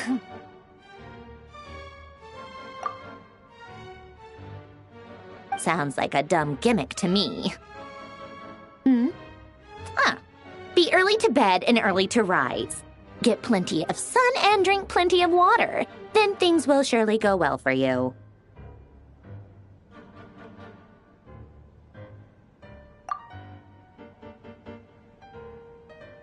What? Are you kidding me? Somehow I doubt that an early night and a glass of water is magically gonna save a world on the brink of existential peril.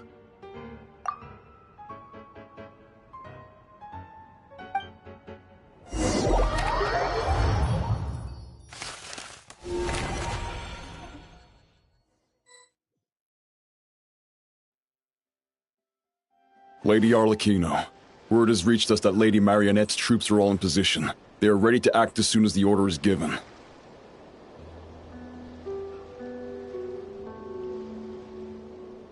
Excellent.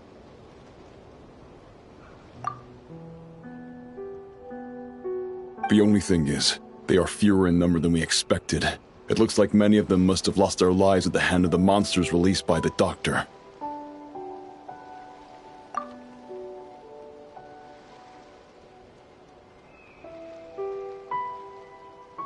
Can't be helped. Allow them to join our ranks and keep in contact.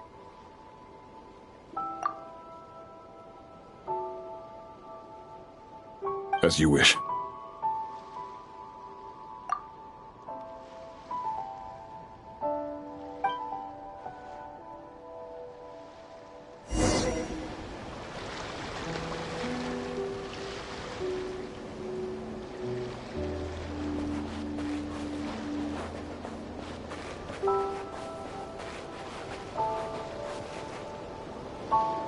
It's been a while, Arlecchino. You look well.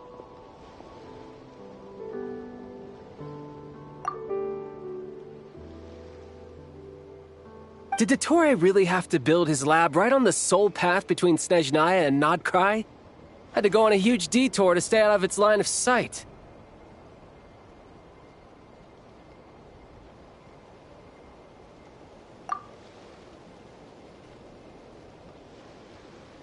Sounds like an arduous journey. I assume you've brought word from Her Majesty?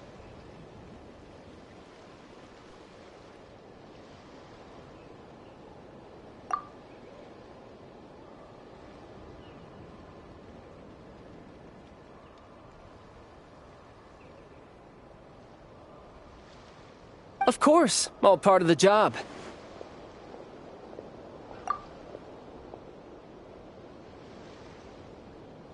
Firstly, the Tsaritsa has authorized Fatui Internal Affairs to review Dottore's case.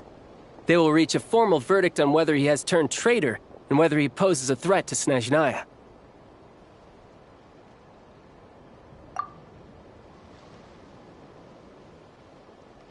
While they're working on that, I've been ordered to come and receive the refugees from Nod-Krai. They are nearby. My team will escort you to them shortly.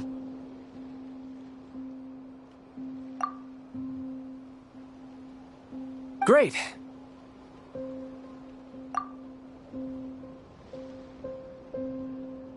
Aside from that, Her Majesty has a message for you and Sandrone personally.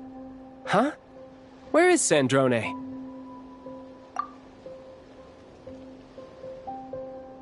She stayed behind to work since I was making the trip anyway. It seemed sensible to have one person on standby at base while the other came out to meet you.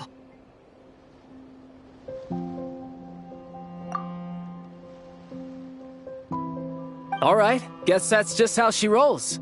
In that case, tell her that the Tsaritsa's decree this time is pretty awesome sounding. I think she'll like this one.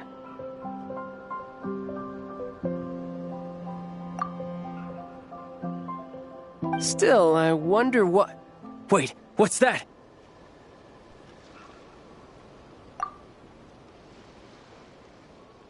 Did one of our troops turn into a monster?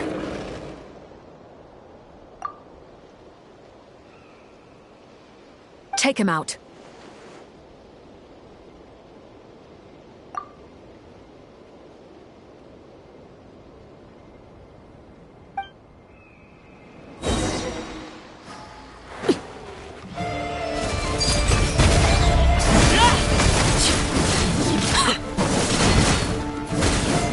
You've gotten stronger, Arlecchino. Nice. Stop that right now. I appreciate the praise, but I'm not fighting you today. I knew it.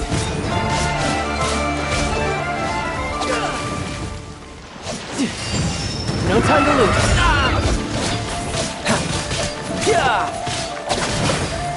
Shouldn't let your guard down.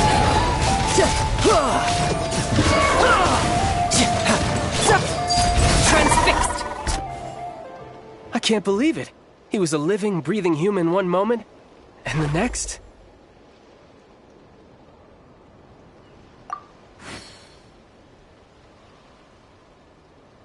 Another fine piece of work by our dear colleague, I'm afraid.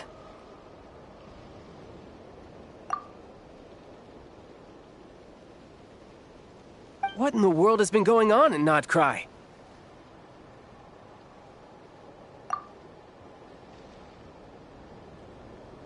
A lot. But long story short, Dottore stole 2 moon marrows that should have belonged to Columbina, then built a 3rd moon marrow of his own to concentrate the Trilunar Authority in his hands.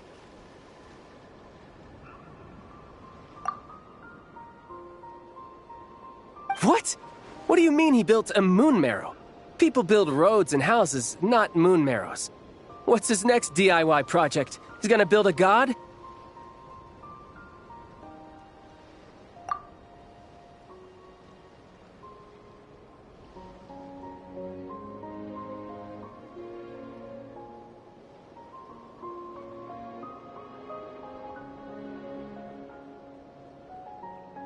You could stand to be less surprised. We are harbingers. The work we are engaged in makes the creation of gods seem mundane by comparison.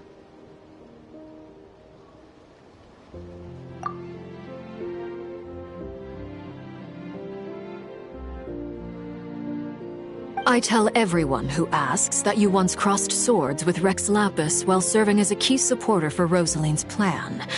But right now, you're acting like a common adventurer.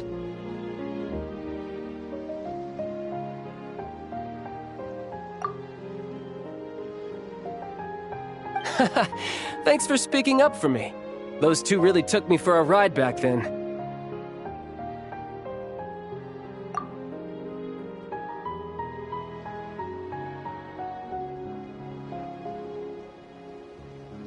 Then again, surely no common adventurer would manage to get tangled up with them the way I did.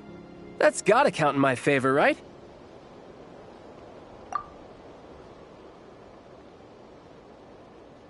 It almost sounds like you wish to repeat the experience. I might have to lower my opinion of you.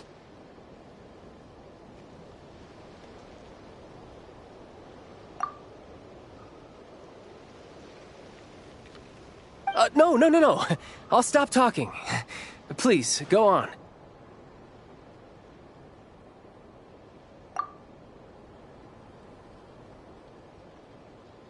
Dottore is currently still experimenting with his newfound power in ways that continue to corrode the outside world.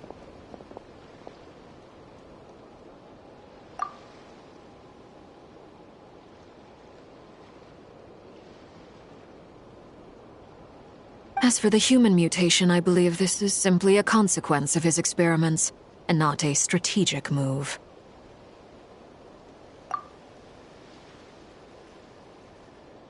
That radiant beast was once a subordinate of Sandrone's. I suspect he was only allowed to live so that he could become an experimental subject.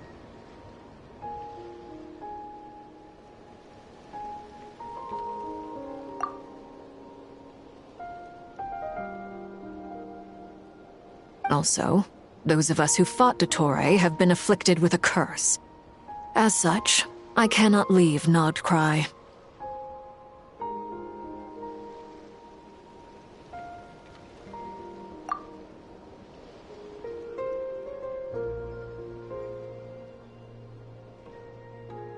This is so much worse than I thought. No wonder Her Majesty's decree is so extreme.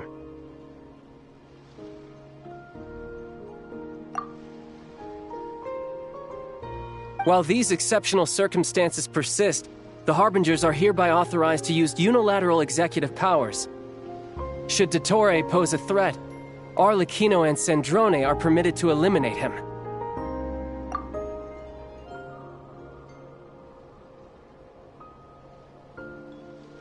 My thanks to Her Majesty. I will pass these good tidings on to Sandrone.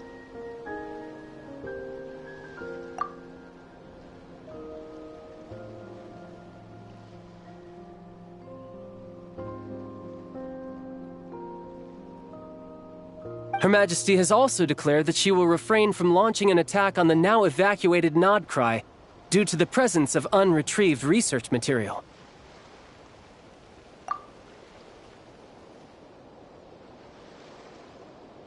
A wise decision.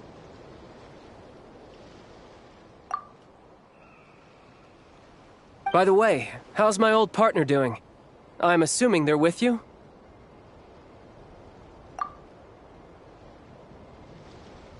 Partner?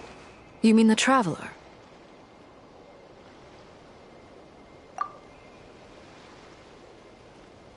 I'm afraid I have bad news. He was captured after our failed assault into Torre's lab. His whereabouts are currently unknown.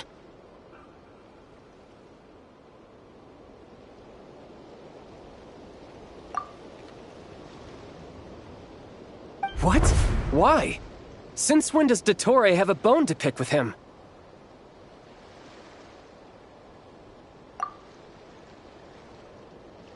That is indeed the question.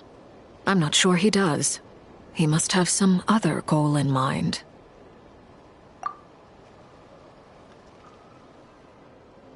This won't do. I have to rescue him.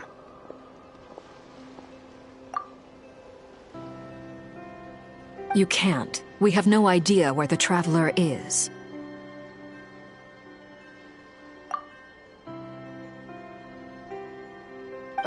What am I supposed to do then? Stand here twiddling my thumbs?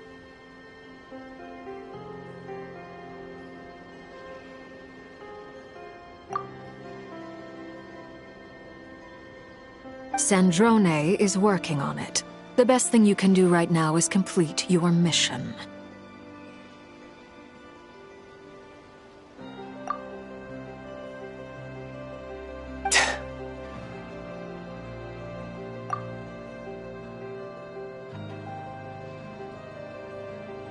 Fine.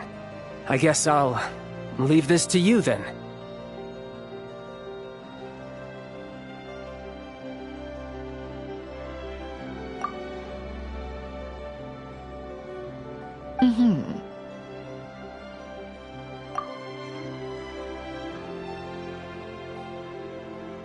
One last thing. Tell the Rooster to get the message out to the gods and citizens of every nation in Teyvat. Beware. An uncontrollable pollution is spreading forth from Nod-Krai.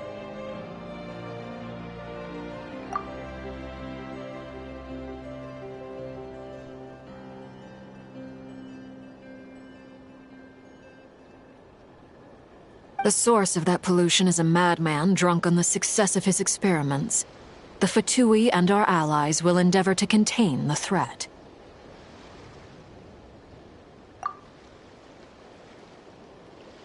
However, if Nod-Krai falls, things are likely to escalate.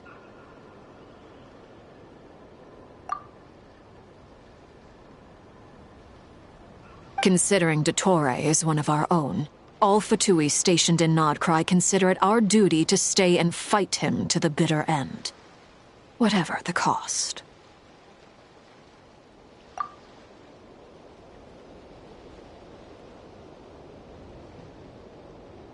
Hey, don't be too pessimistic. If it comes to it, I'm sure Her Majesty won't stand by and do nothing.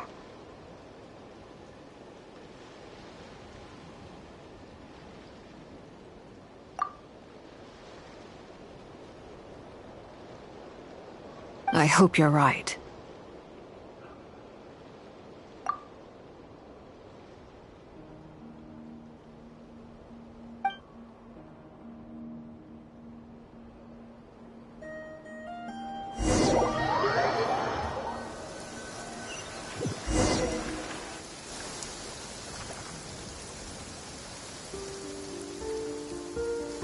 You're right on time.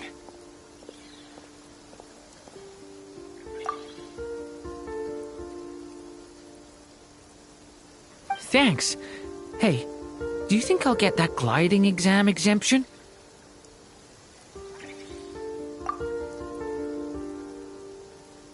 I made sure I was on my best behavior in Mondstadt.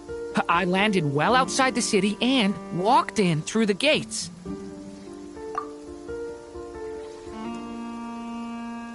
I'll help you apply, don't worry.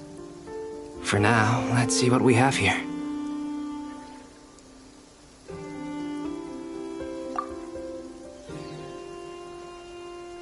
What are the doctor's energy fields even made from? The usual attract and repel principles that govern Kuvaki don't seem to apply to them.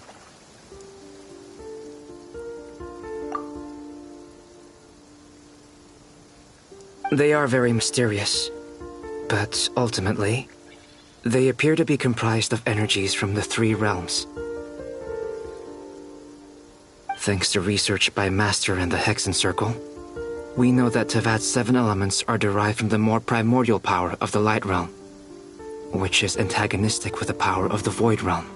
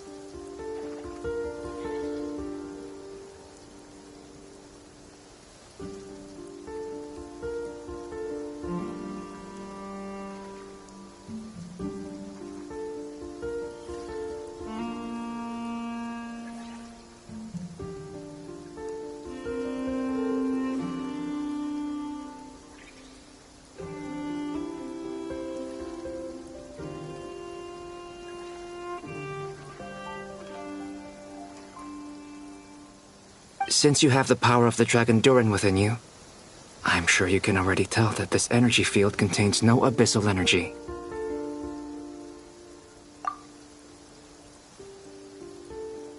That's true. It's not abyssal energy. It's something pure, wild, and untamed.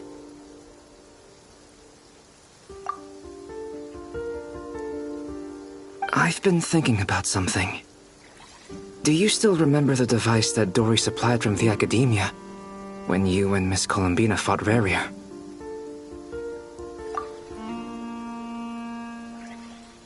That was one of the most marvelous feats of ingenuity I've ever seen. The design, the craftsmanship, the material selection. I couldn't fault any of it.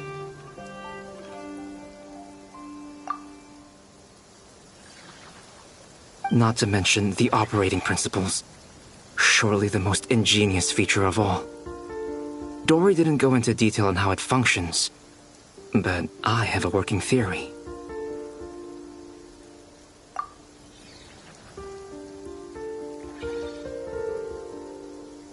The clue was that Miss Columbina was somehow able to use the pyro energy that you provided. despite the fact that, as a moon goddess, she should only be able to use light realm energy in principle.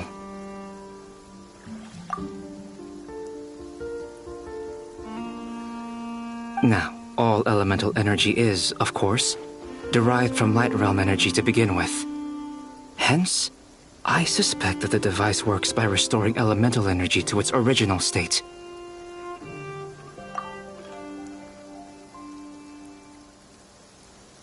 This presumes a theoretical model of the seven elements akin to that of light refracted through a prism. Perhaps it is no mere analogy. Maybe there is indeed a prism in this model.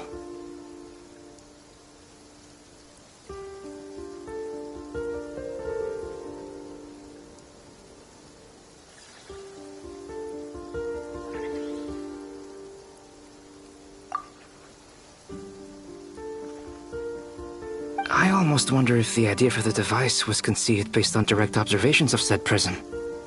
It would explain how such an ironclad design concept was achieved.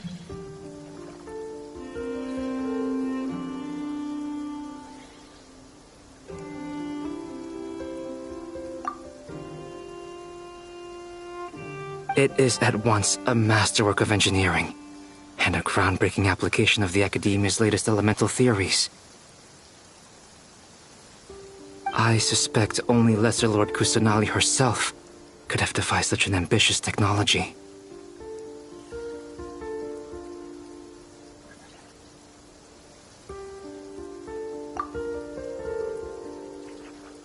But back to the energy field before us.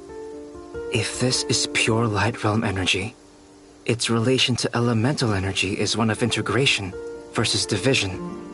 Or you could say that the former contains the latter.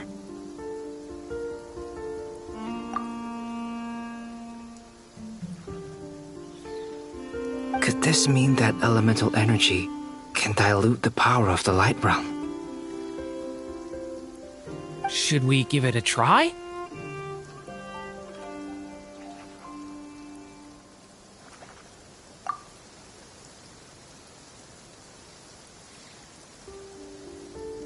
We should.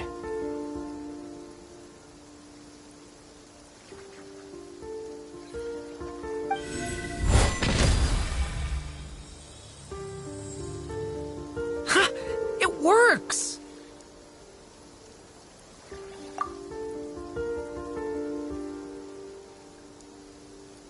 Clear signs of disruption were detected at the periphery of the energy field. This indicates that elemental energy can disturb or even negate the field. Now you try.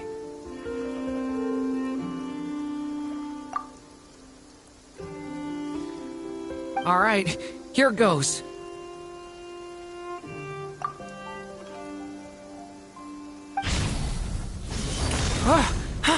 It's working! Switch to abyssal energy and attack again.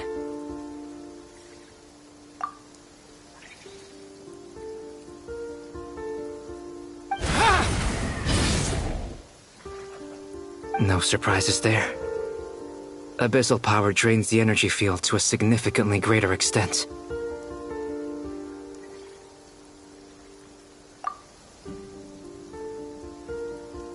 I now feel confident in asserting that the energy field is indeed pure light realm energy, and that elemental energy can dilute it.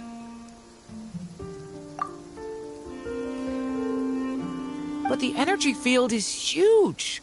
How much elemental energy will it take to neutralize it?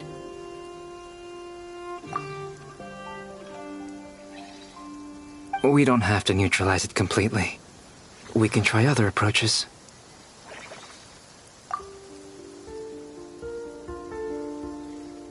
That's all for theory. Would you like to continue watching?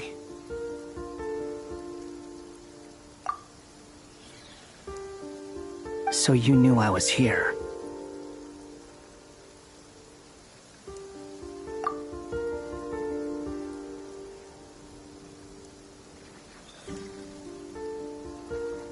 Huh?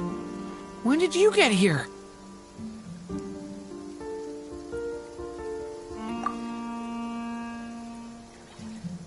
A while ago. But Albedo sounded like he was working on his thesis defense back there. Back in Sumeru. You can end a person's whole career by interrupting them mid-speech.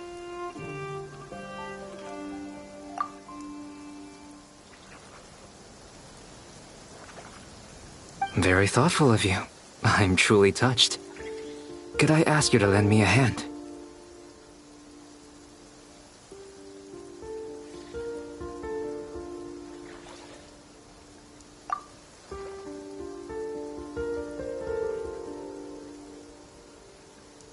With what?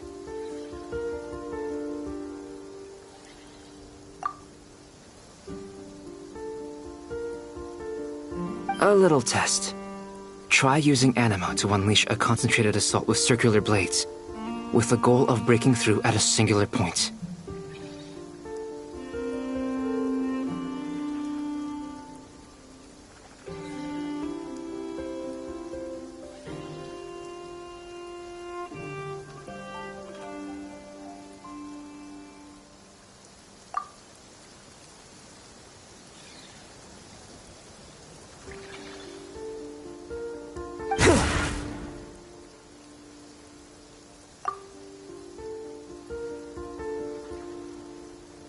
Nice! This time it tore through the field.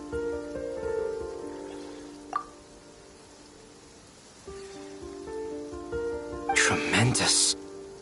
This is a major breakthrough.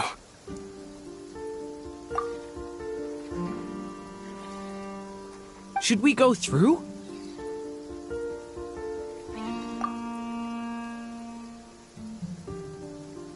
We probably shouldn't risk having mutually antagonistic energies in such close proximity. Durin, you stay here and watch the entrance. Hat Guy and I will go in to investigate.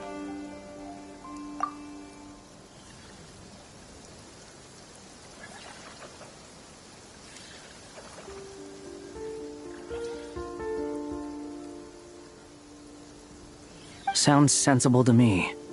Keep your eyes peeled, Durin.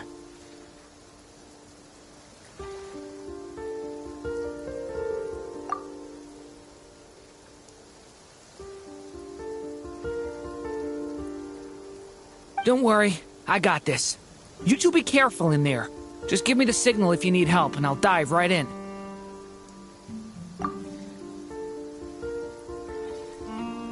What do you mean, signal?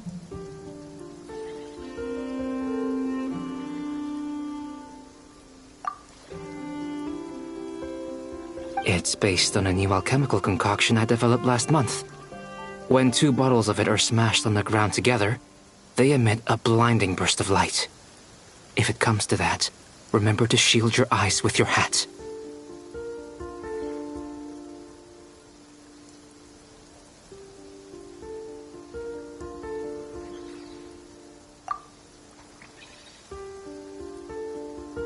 Glad I asked. Thanks for the heads up.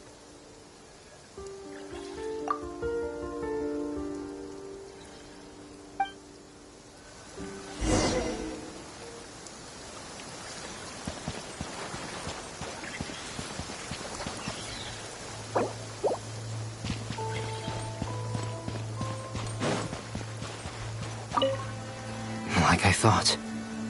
Beyond a certain distance, we can't see the opening where we came in. Maybe that's to prevent people from escaping. Sounds like Dottore style to me. Not much has changed. Things are basically the same here as they were before the energy field appeared.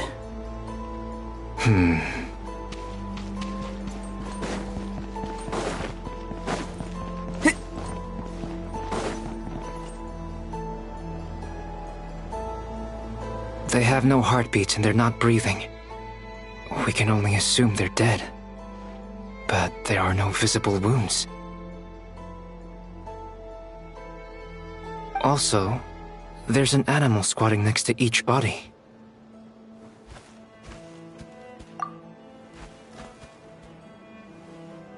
It's watching us. That's not an animal's gaze.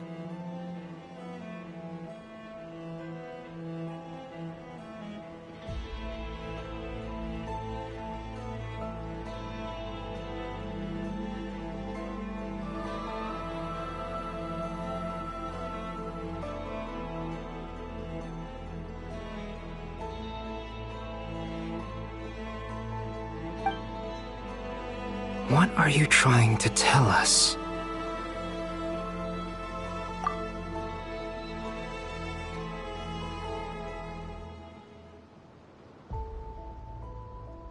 Doesn't seem eager to talk. I guess maybe it's just an animal after all. Let's keep looking around.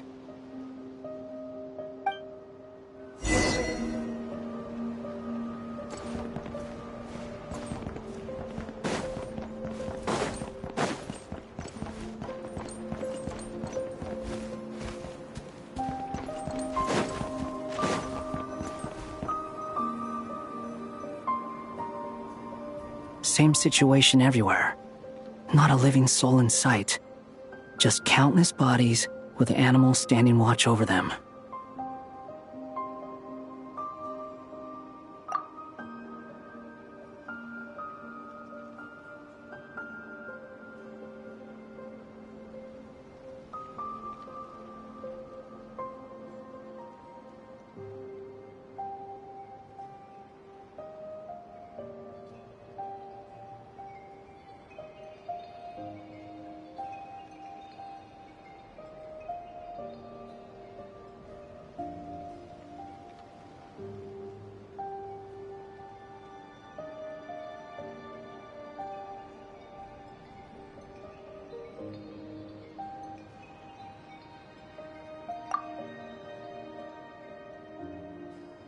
Well, I think we can safely rule out the possibility that they're all pets.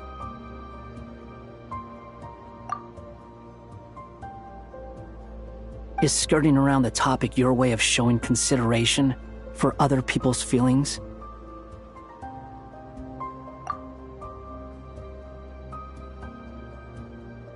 Just being cautious. I don't doubt that you can handle the truth.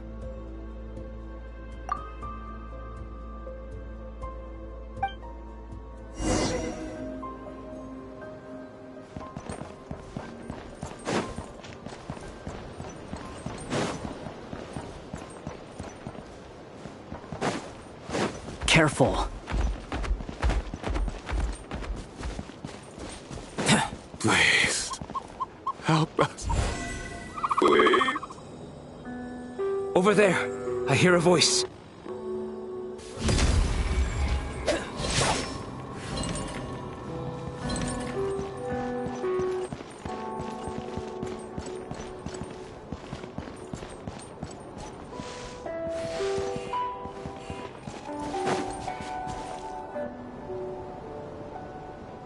Please. Help us. Please.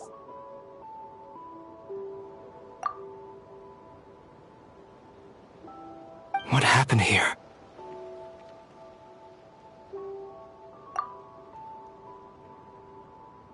I don't know. Suddenly, everyone collapsed. Then my line of sight got lower.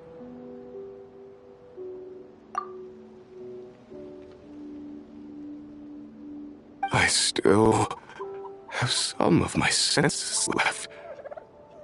I gotta get out of here.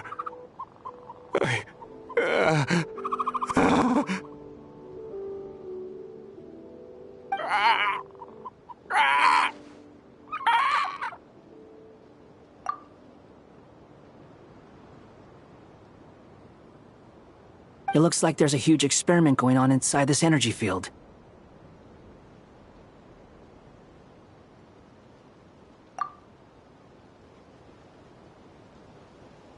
Maybe each energy field is its own giant experiment. Vile.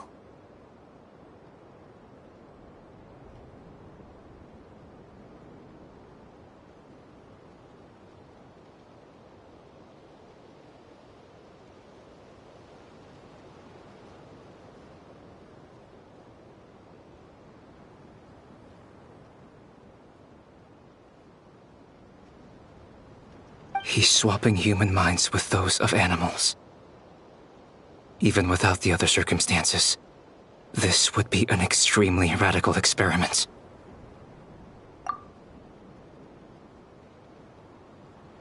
Those people may have lost their sense of selves, but they are not fully animals either.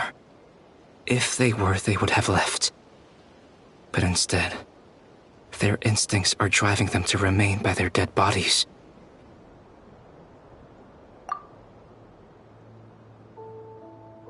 We should go. No sense in sticking around here longer than we need to.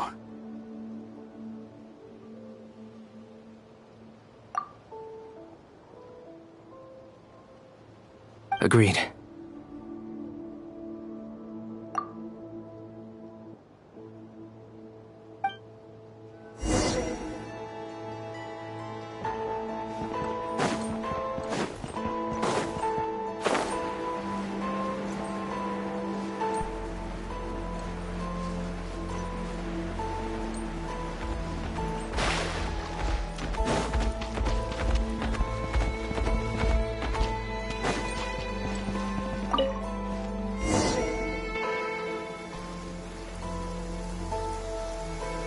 You're back!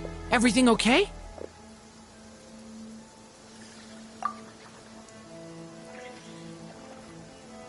We saw some things that take a strong stomach. Otherwise, we're fine. We should share our findings with the others.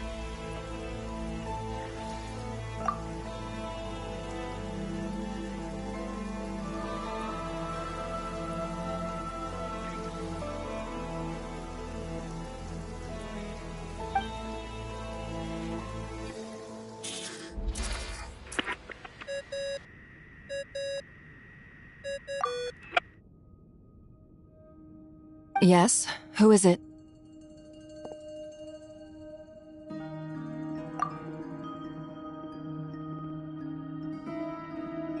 Miss Nefer, it's me, Albedo. We found a way to break through the energy fields.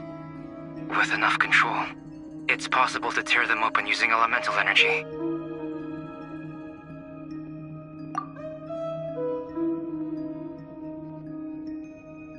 Also, we managed to take a look inside. Dottore is carrying out his cruel experiments on an immense scale. Any residents who have failed to evacuate in time will likely meet a grisly end.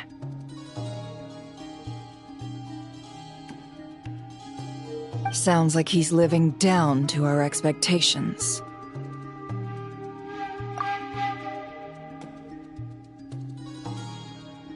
Might I ask how things are proceeding on your end?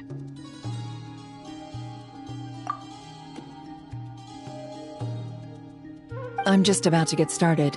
I'll be in touch once I have a result.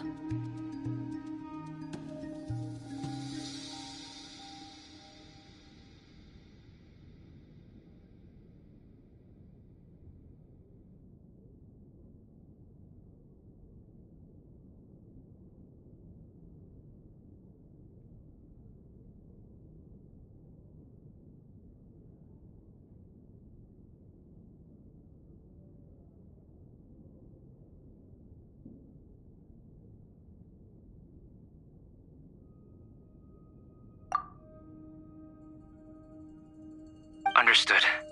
Stay safe.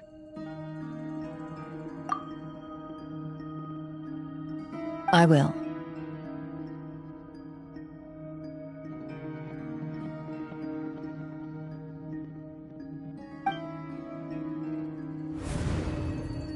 Well, Nefer, I'll link up with you once my tasks are complete.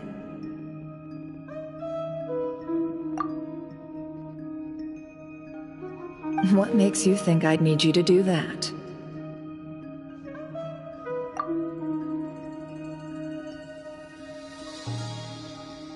I'll need it. And considering the way you approach certain matters, I think you'll be better off with me present.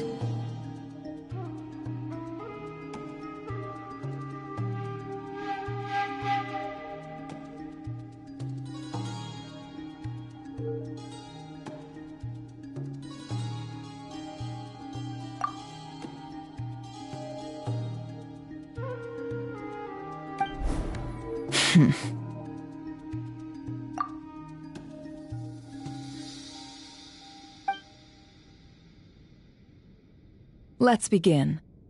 Entering simulation mode.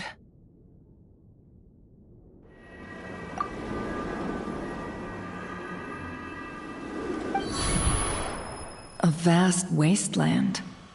Is this the traveler's inner world?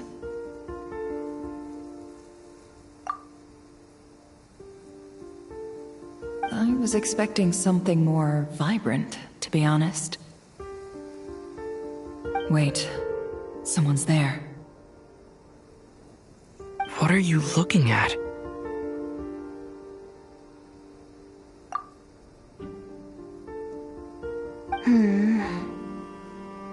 In that case, I'll look at it with you.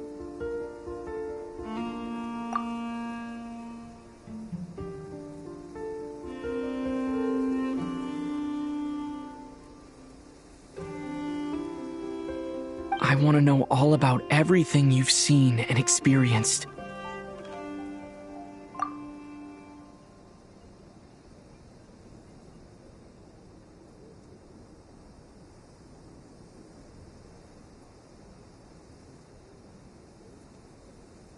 Is there somewhere I should return to? Or should I stay here and be the hero everyone says I am? I don't dislike my current life. Roaming the land, fighting battles, accomplishing missions, earning a living, looking after Paimon. It's not so bad. I guess the only thing that's missing is that you're not here with me. This is the conscious layer, which contains a person's true feelings. It is filled with both longing and kindness. I suppose anyone who lives long enough ends up wishing for someone who can't be there. Maybe it's the only way we can feel truly alive.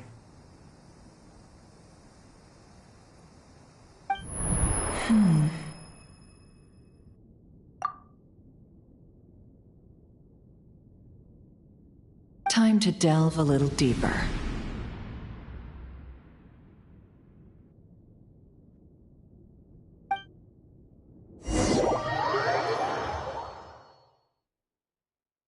Nasha Town is hardly the optimal choice for a place to live, but it has character and a reasonable population density.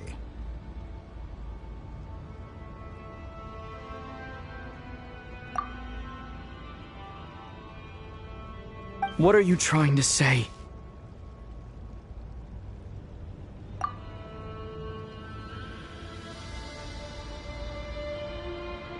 Oh, don't be nervous. I was just thinking where might make a good starting point for your journey.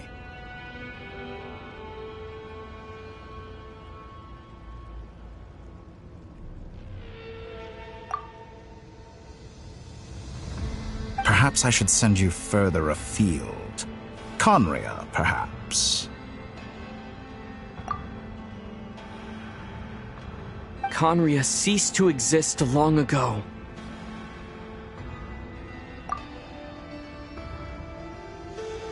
Once again, you fail to understand the possibilities that the Tri-Lune creates. Anything that has existed in the past, I can now recreate.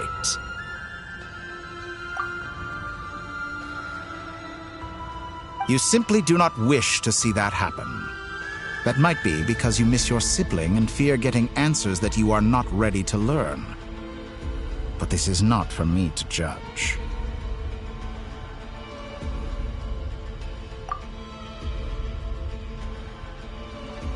If we are to collaborate, we need to maintain an amicable relationship. In a moment, you will be able to...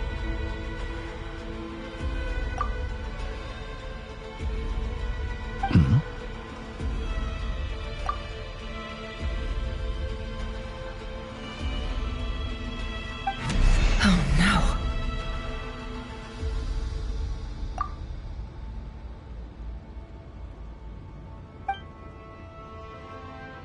What are you...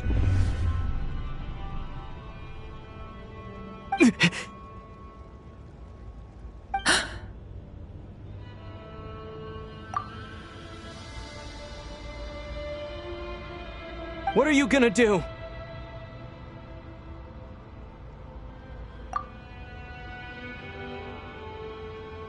Don't move. Something unwanted has crept into... Oh? Gone as quickly as it came.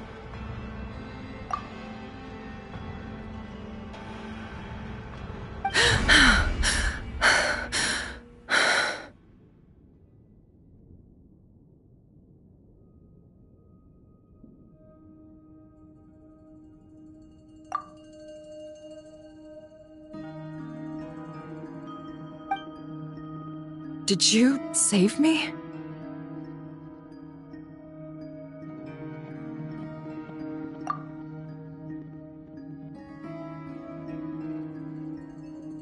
If I hadn't cut the connection, Dottore might have caught you from the other side and destroyed you.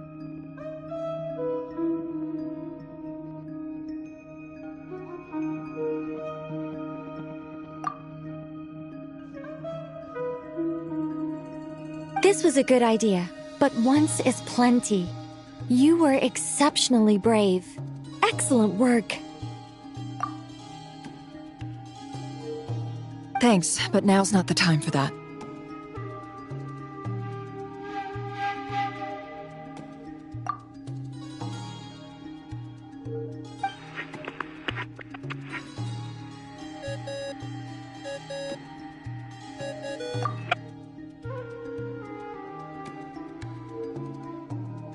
Albedo speaking.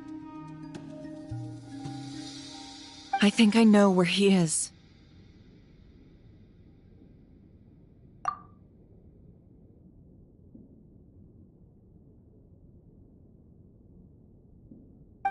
What is this endless darkness? I can't see anything, even though my eyes are wide open. But why? What happened? Ah, sorry about that.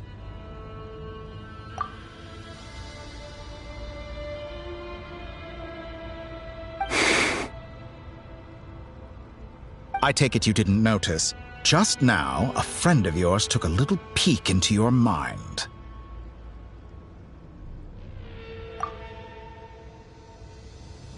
Could it be Nefer? How did she do it? Did she use something as a medium to connect to me?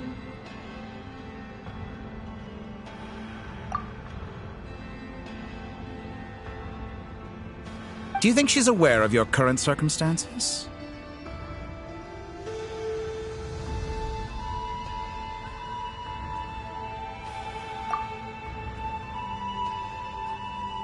Oh dear. Have I stunned you into silence? I only wanted to slow down your time a little so I could stop your intruder in her tracks. It would have been nice to capture the spy.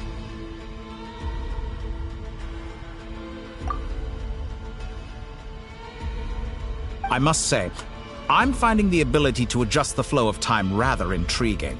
The moment you closed your eyes, time seemed to grow impossibly viscous, didn't it?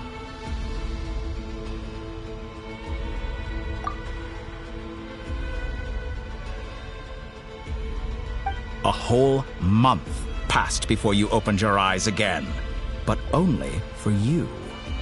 No one else was affected. I dare say this is something only a god can achieve.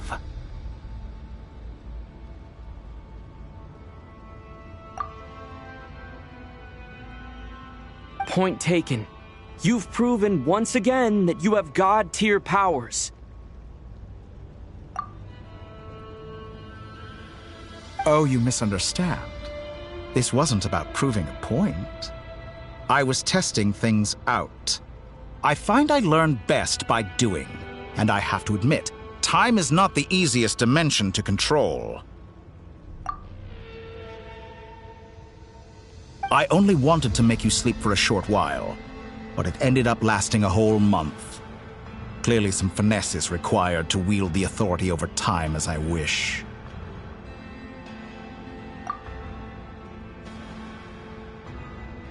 I hope you're not angry with me. It was only a month's discrepancy, nothing too serious. Had I been off by a year, a decade, or even a century, that would have been quite a different story. You could have frozen me for millions of years. So much for collaboration. You aren't showing much sincerity.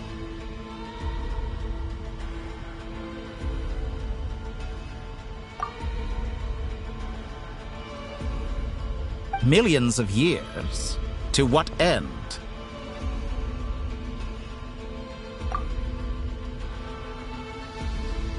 I wonder if you don't understand humans all that well.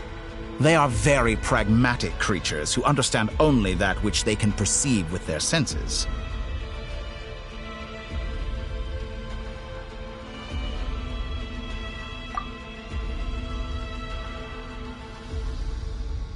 If I had you sit here for a week, I imagine people might sympathize.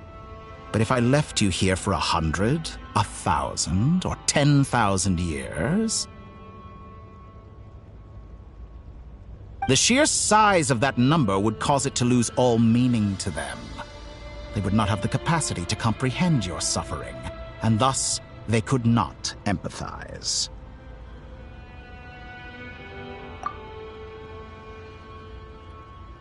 Unfortunately, while gods do exist in Teyvat, it is ordinary humans that account for most of the population.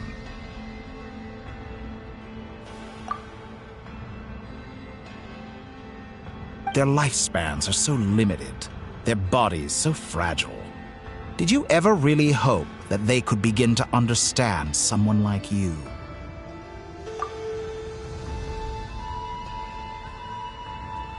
Your long life and unique origins make you fundamentally different from them.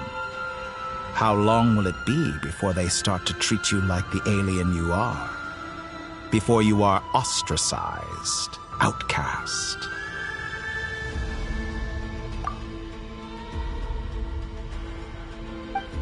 Alien?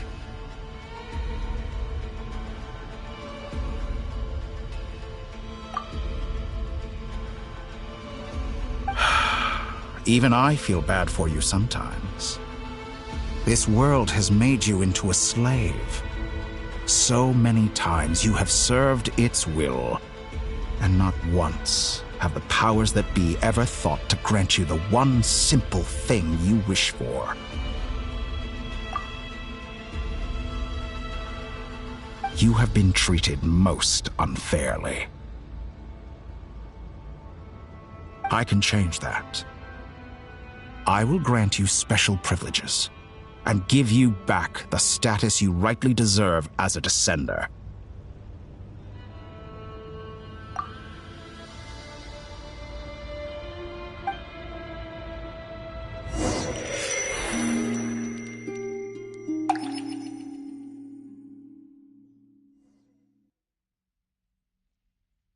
I've entered the past 3 times at this point, but I still have so many questions.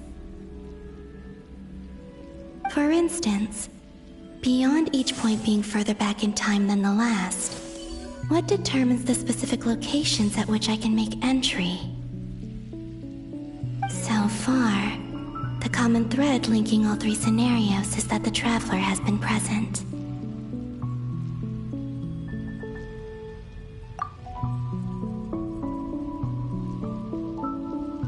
But it's more than that. I know I sensed something familiar around him. What was it?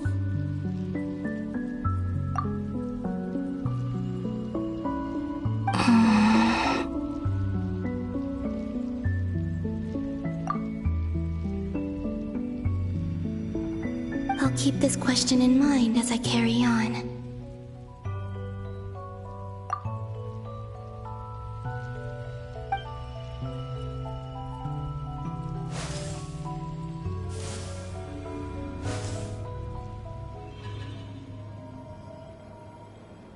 Humans, you never change.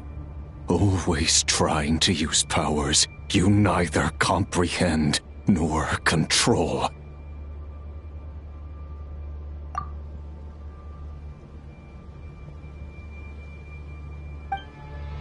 This looks like Star Sand Shoal. Was this before Rerir regained his physical form?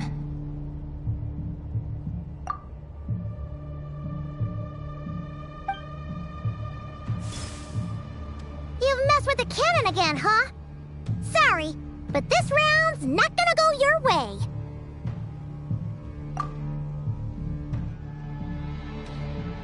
The cannon. That's right. I was at Silver Moon Hall and I sensed an abnormal Kuvaki fluctuation coming from Nasha Town.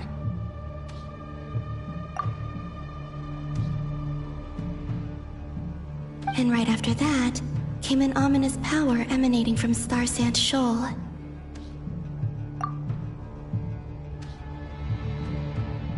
My body was once torn into countless pieces and hurled into the swirling chaos of time itself. But even so, my life and will were not extinguished.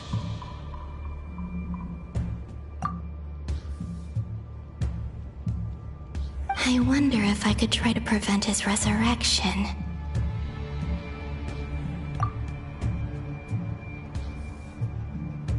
But how would I do it? What can I do, here and now?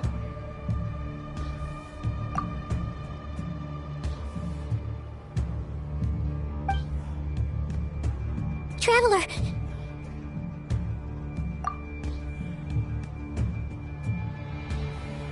Behind you! Look at that light!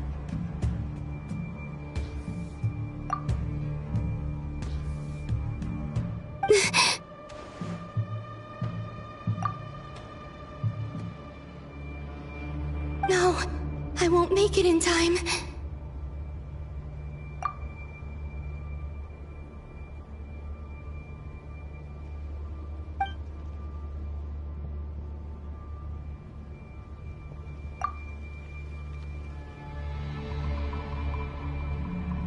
He's using the Kuvaki shield, like I taught him.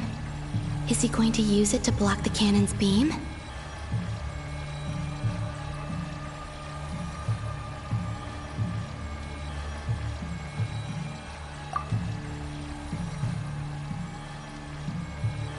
He's strong. I'm sure he can manage. But the force released when the beam impacts the shield might lead to collateral damage.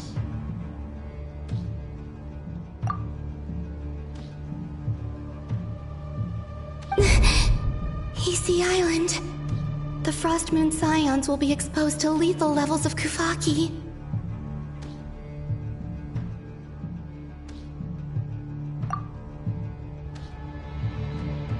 A question, if I may, kind Miss Columbina.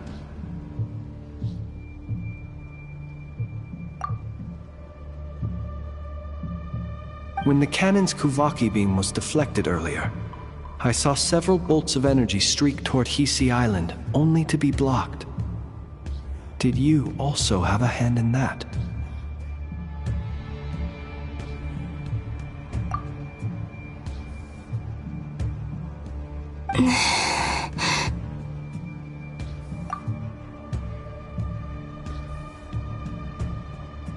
Maybe that really was me after all. Well, future me. But I don't know if I have enough power left.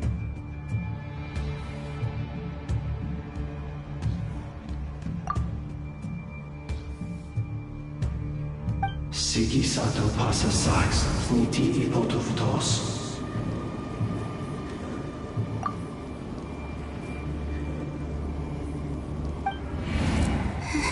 There's no time. Osestikos paratin tirantur risuriku, topirtu aithion feraton.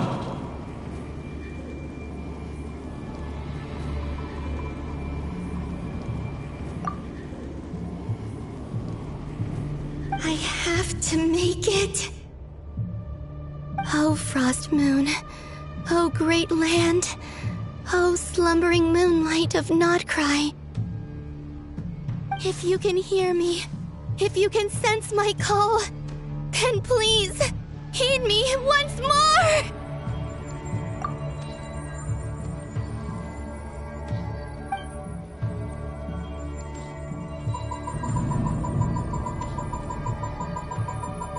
Did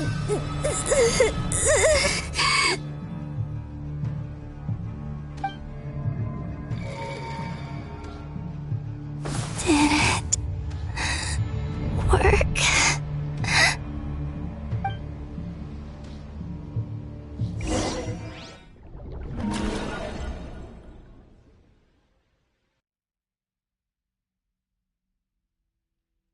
Hey, wake up. Hey, did you hear me? Columbina, I said wake up, now!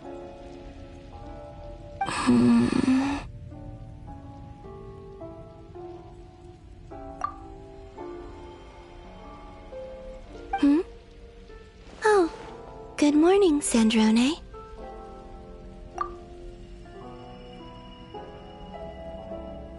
It's 3 in the afternoon, actually. And could you kindly not use my quarters as your personal nap room next time?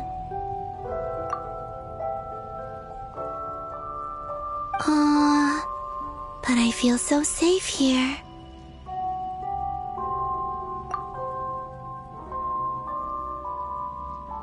And your coffee, right? It's so bitter, but it smells lovely.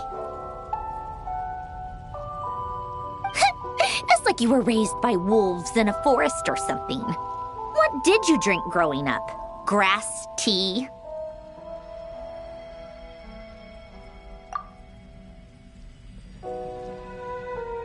The Frost Moon Scions certainly led a more frugal existence than the Fatui.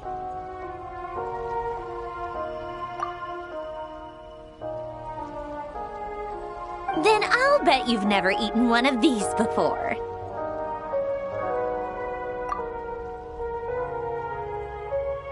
It smells delicious.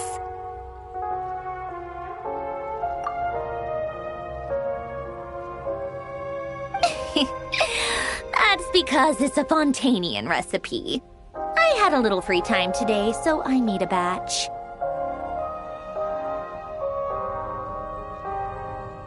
Rosaline will be here shortly, but if you really can't wait, I guess you can go ahead and...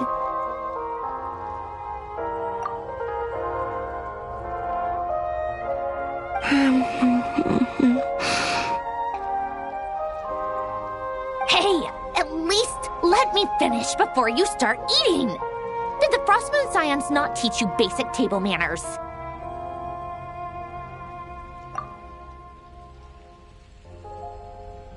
Or did the rules not apply to you because you're the high and mighty moon goddess?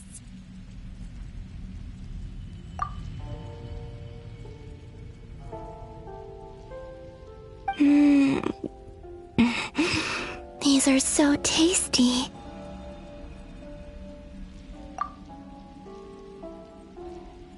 Of course they are. I made them.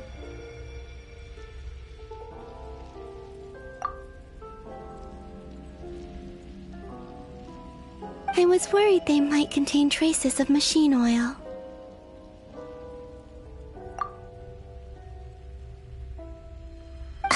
What?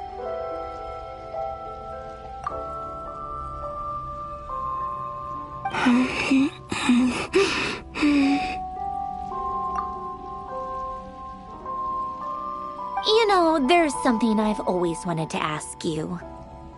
Why did you leave your old home and join the Fatui?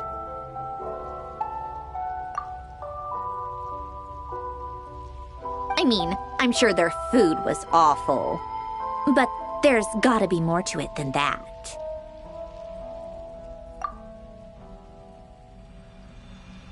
Well, life there didn't go quite how I imagined.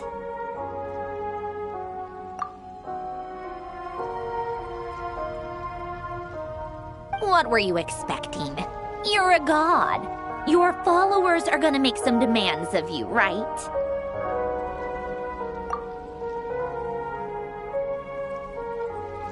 Surely you can just answer a few prayers here and there in return for the free food and drink. How bad can it be?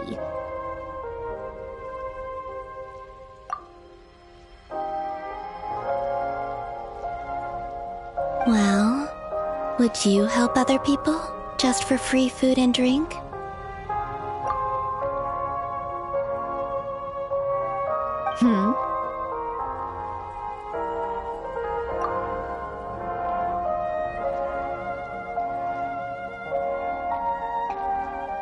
The doctor told me that you were created by a great mechanic, Lord something Fisher.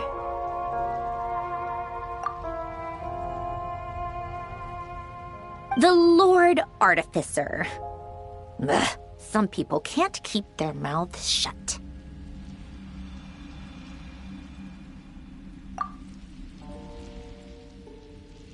Oh, Lord Artificer.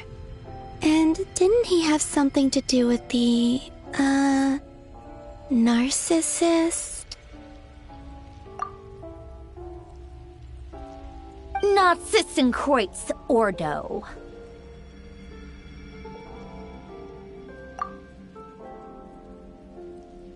Yes, that was it. Nod-Krai Ordo. So, would you try to fulfill their wishes? You must be joking. I wouldn't go even if they paid me. I don't even know them.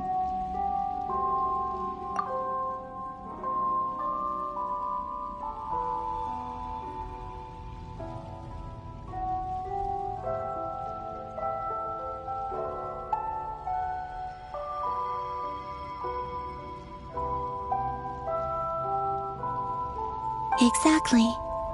Well, I felt the same way. I did not know the people who made demands of me.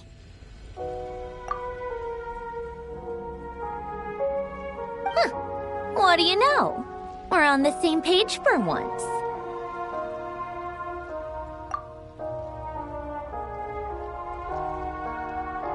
In his later years, Alan did ask me if there was anything I wanted to do.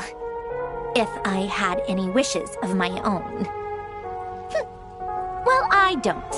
And I'm not in any mood to fulfill someone else's either.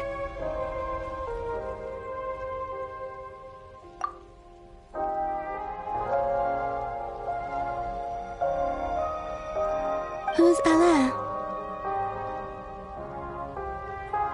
He was the... You know what? Never mind. You're not gonna remember. Anyway, the point I'm trying to make is, neither of us is the self-sacrificing type. Let me ask you this. What sort of place would you like to live in, if you could choose?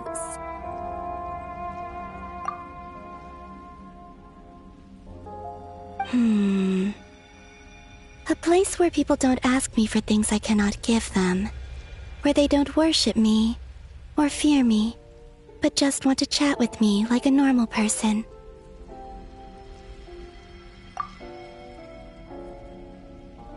I'd also like the freedom to come and go as I please. And ideally, it would be somewhere with the smell of coffee and snacks. Not to burst your bubble, but no such place exists in the world. Now, take your snacks and scram!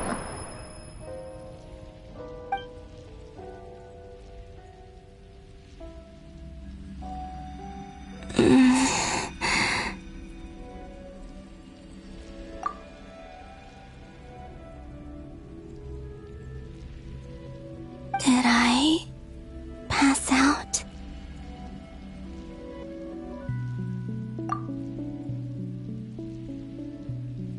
Of course. I'm back here again. I dreamed of events from my past. Sandrone, Traveler.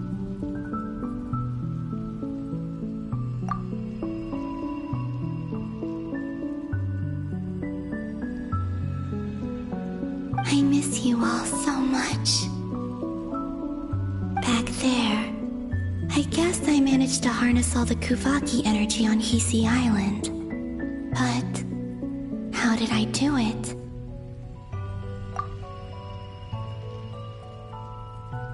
Time is flowing backwards here, and I can use that familiar power to enter the world of the past.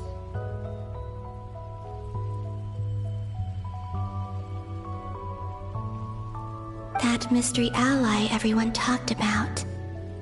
It was me all along.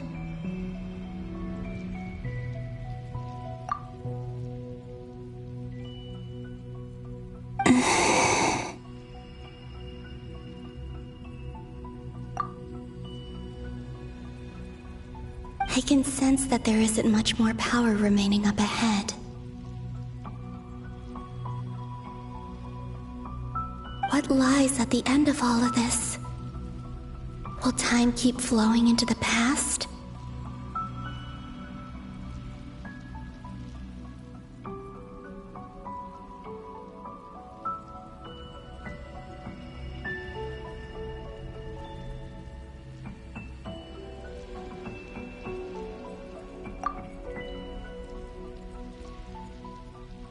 And will I ever find my way back?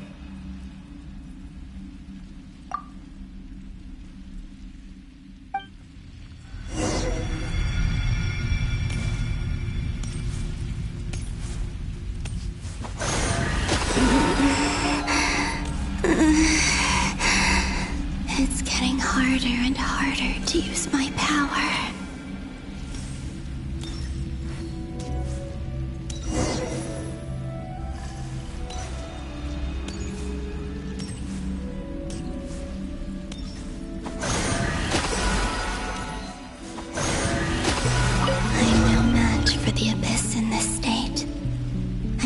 Avoid the contaminated fragments.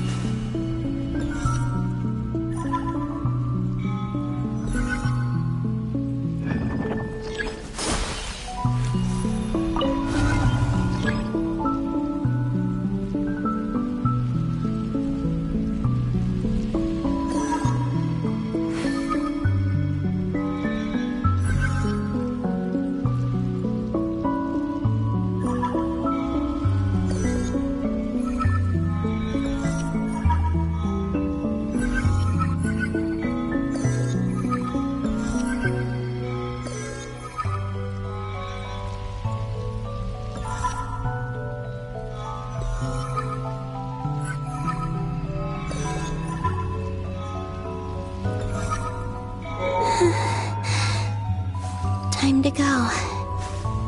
I wonder where I'll find myself this time.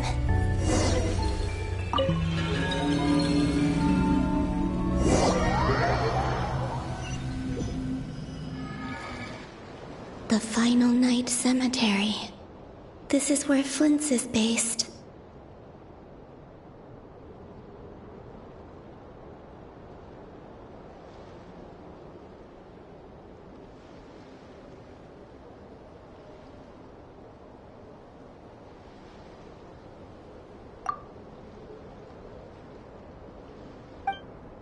Or not!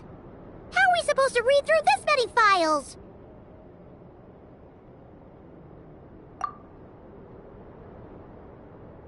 Difficult, yes, but it is also our most efficient option.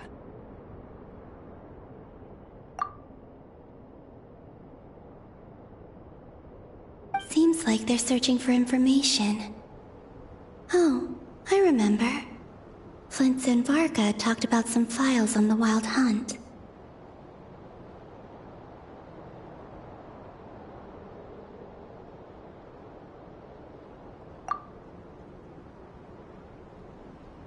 Was this my doing too?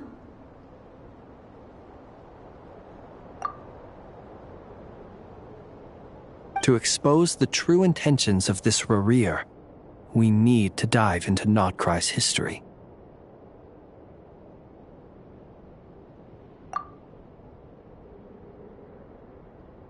Are my actions changing the past? Or are they simply completing a process?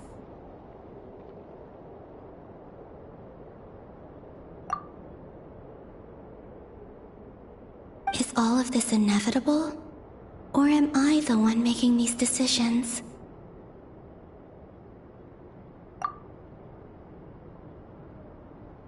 If I choose not to help them now, will it change how things turn out?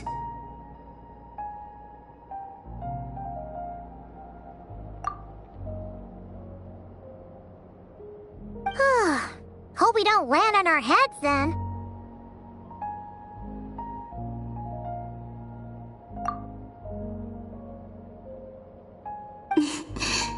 They're my friends.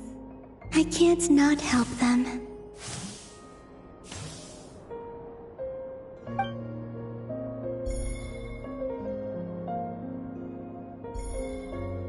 Ghost!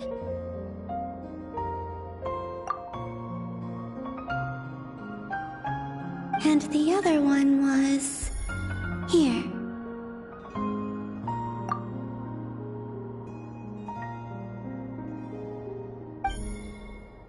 Hey! Another file's moving!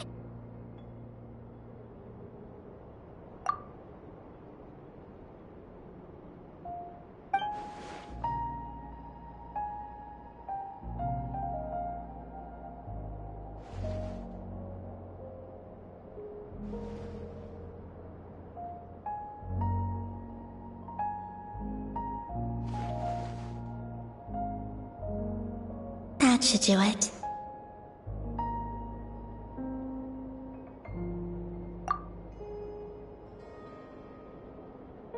Hmm?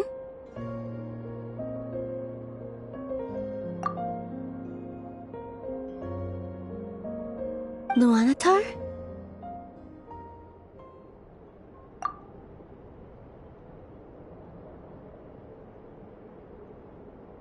You can sense my presence?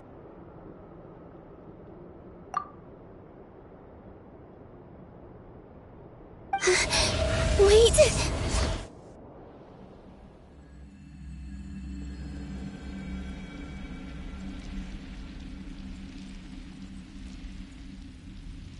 Luanatar. So she's that familiar presence I've been sensing all along.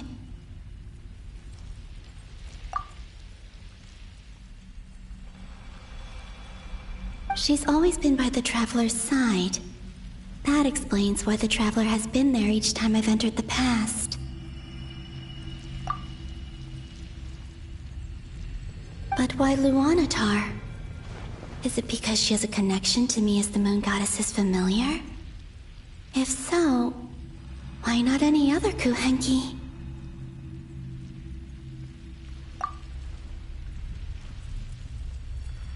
That's...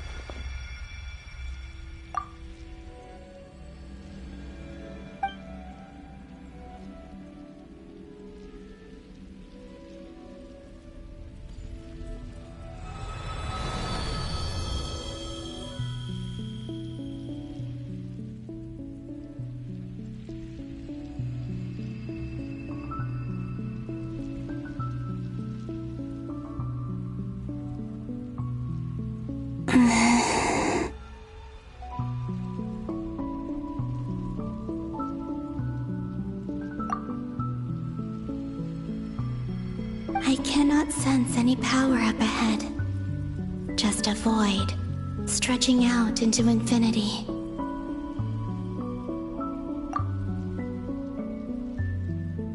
This is likely my final chance to enter the past.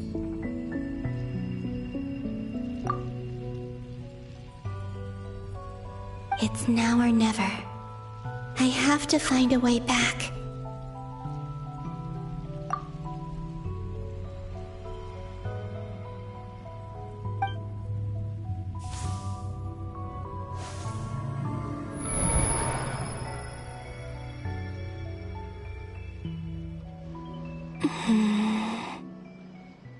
Hisi Island?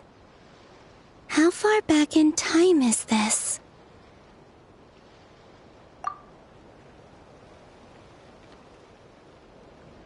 Where's Luanatar?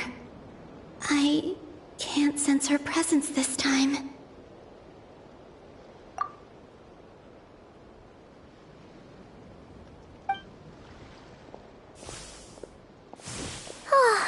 Seeing Enefa and Aino reunited like that sure was heartwarming.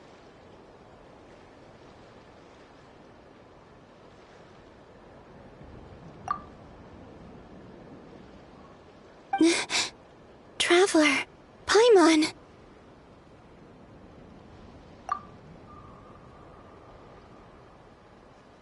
No.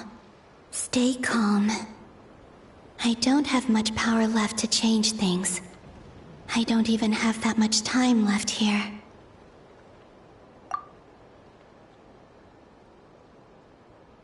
Think, Columbina. How do I find a way back?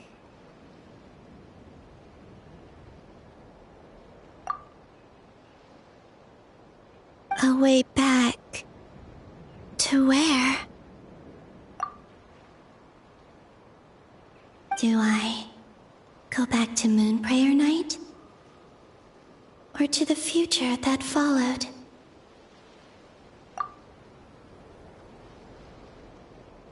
And if I return in my current state, what will become of me then?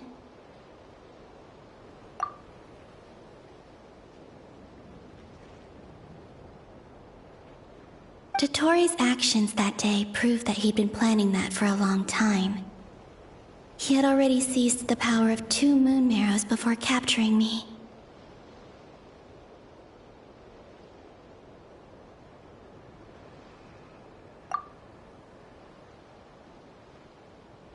Even if I manage to get back, how can I fight against him when he wields the Tri-Lune authority?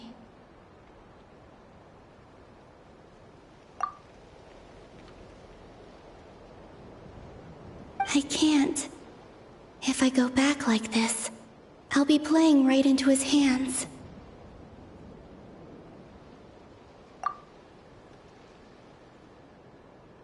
I have to find some way of rivaling the power he has usurped.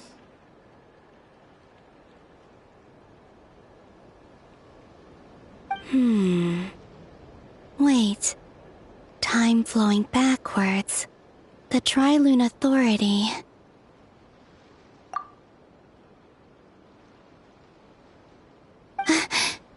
Does that mean... I think I know what the final destination of this lunar reflection might be.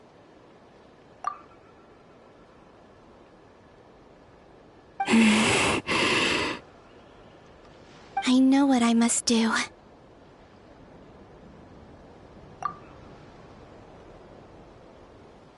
Speaking of homes, we must already be close to where the Frost Moon Scions live. The vibe here feels different, just like the scenery.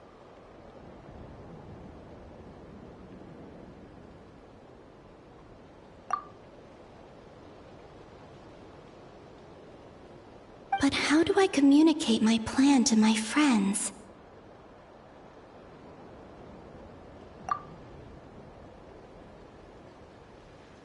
Should I write it down here? No. Someone else will see it.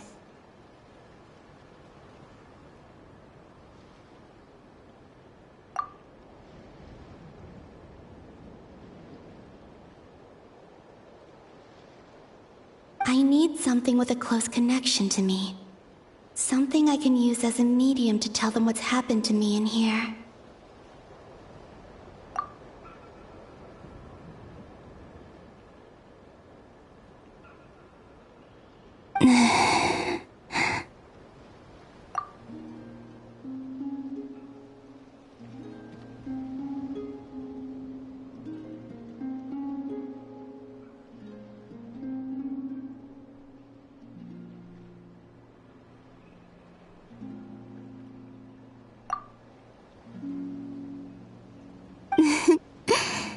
Now it makes sense.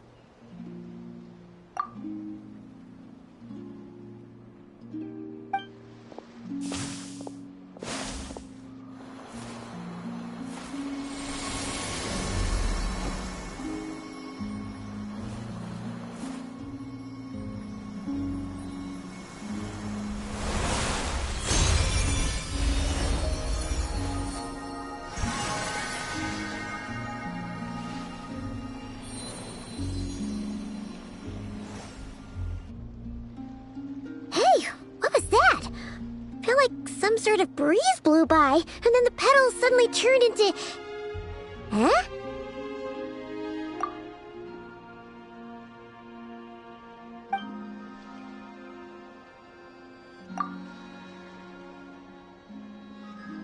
It was I who brought Luanatar into being. I gave up a piece of my own soul to create her.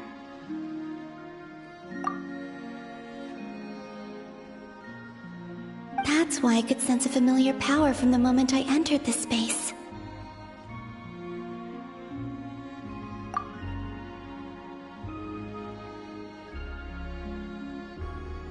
It also explains why she's been present in every past location that I've entered.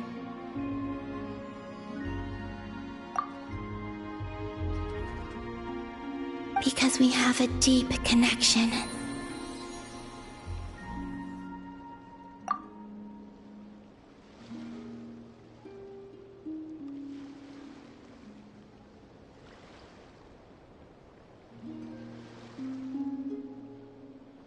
Hey there! What's your name?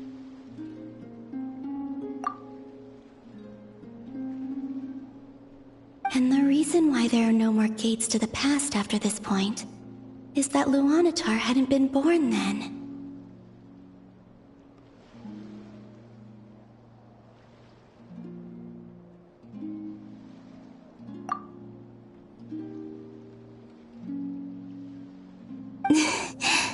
No wonder I sensed the trace of a blessing when we first met, but I still didn't recognize the soul hidden within you.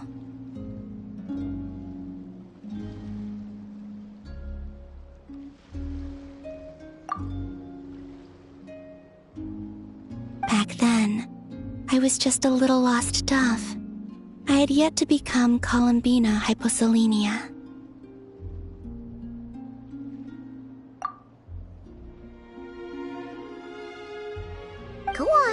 Go on now. We've got stuff to do.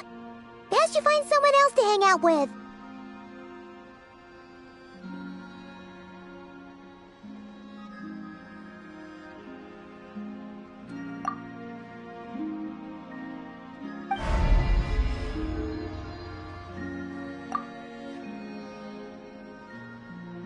Hey, you scared it off.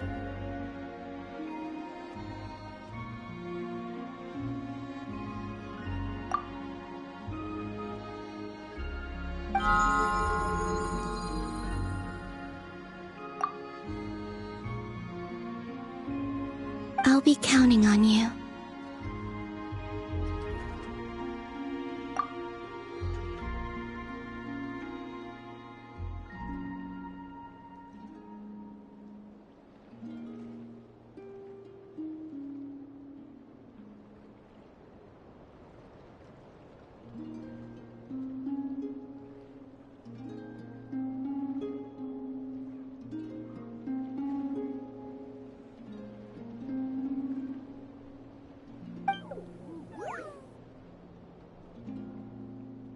Remember to stay by the traveler's side, guide him, and help him in my stead.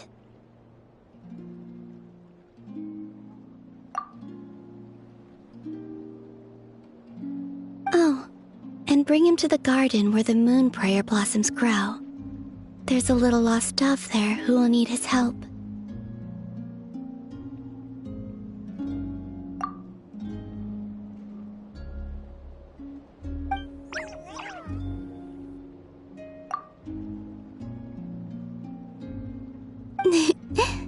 Go on.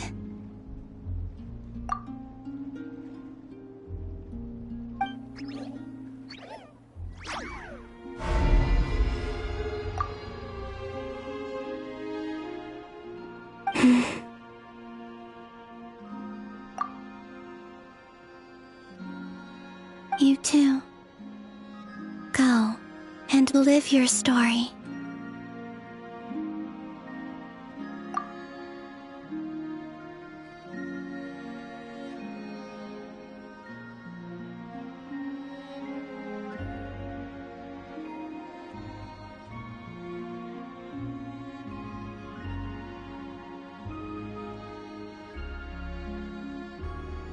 As for mine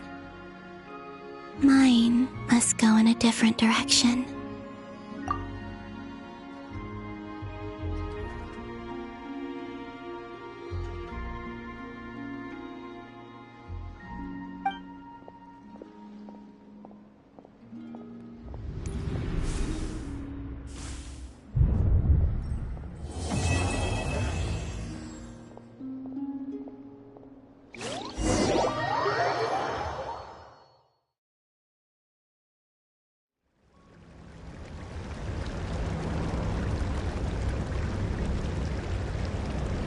How would you like to experience the thrill of never being held accountable for your actions?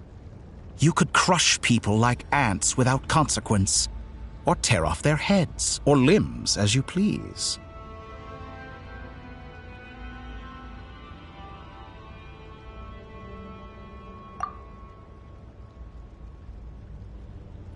Believe me, such a life is but one small step away.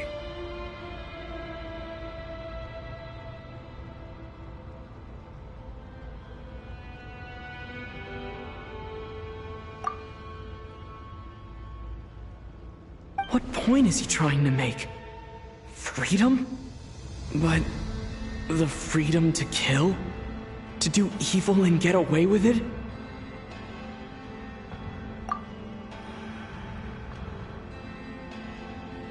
Why would you offer me that?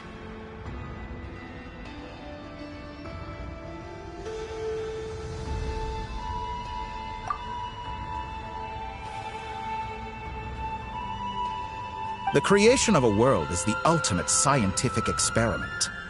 I have taken my research to the highest level, where I shall be not just a god, but also a servant to many sacred spirits. I shall heed the truth and perform holy deeds.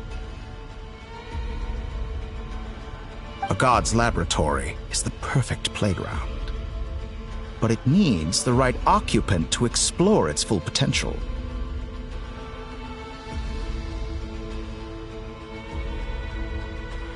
Mortals are found everywhere one looks. Not so with Descenders. I'd prefer my first guest to be a distinguished individual such as yourself. And I know you could make the most of the opportunities it offers.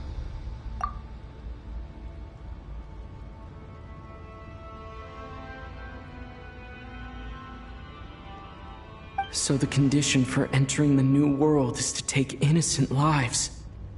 And the same dilemma that Rerir once faced.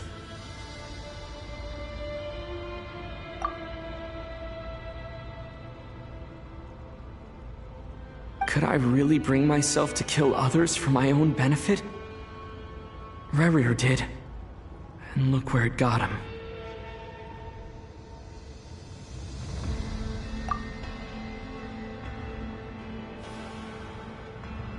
Have you made up your mind?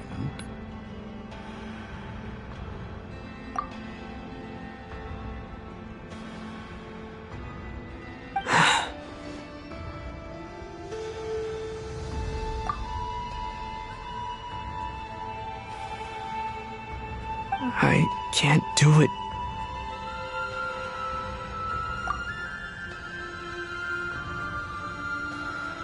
Your playground is no place for me. You're putting your hopes on the wrong person. But we both know I'm not quite the hero you say I am either. I have my own reasons for the journey I'm on. And they aren't all selfless.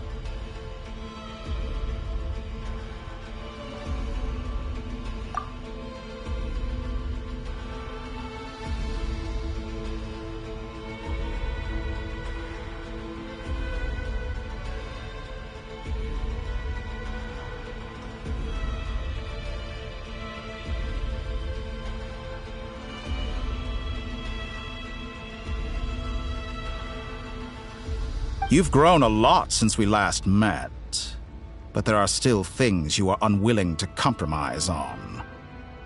This will only hinder you.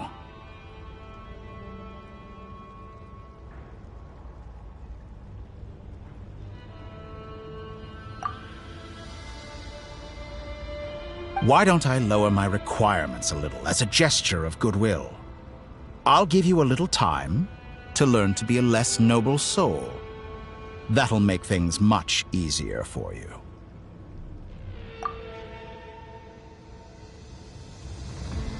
I really doubt I could live that sort of life.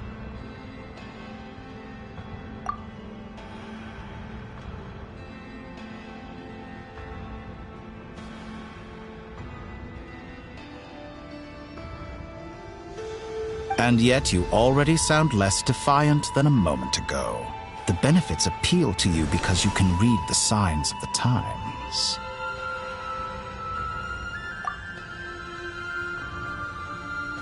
Why don't we return to my research facility? Your last visit was so rushed. There is much that I have yet to show you.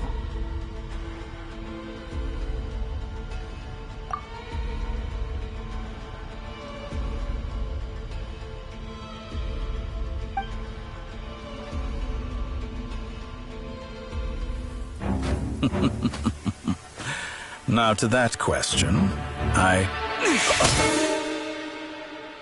Heroes don't attack from behind. Guess I'm no hero.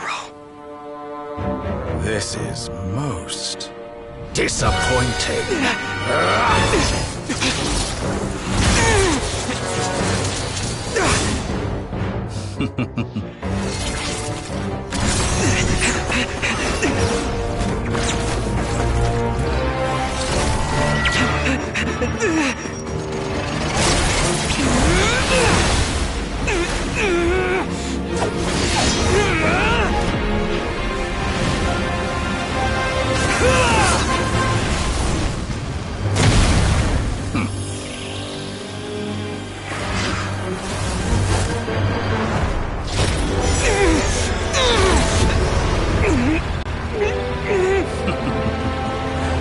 Now then.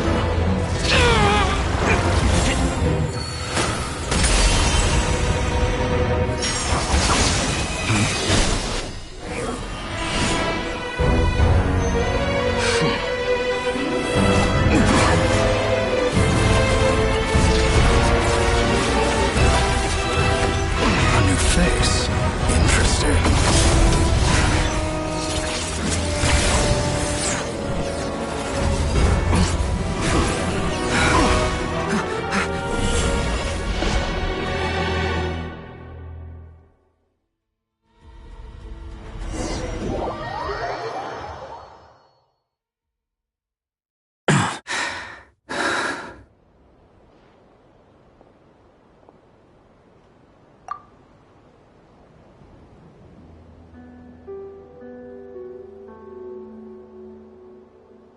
You're still gonna call me Hack Guy after that, huh?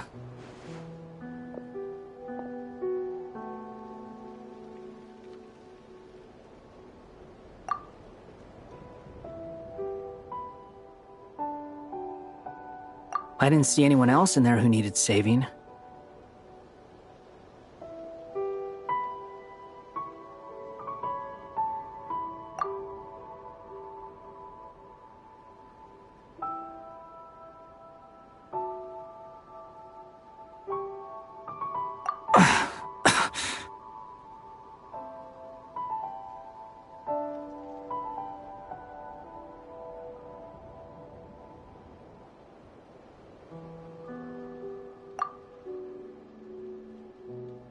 It's nothing. I'll be fine.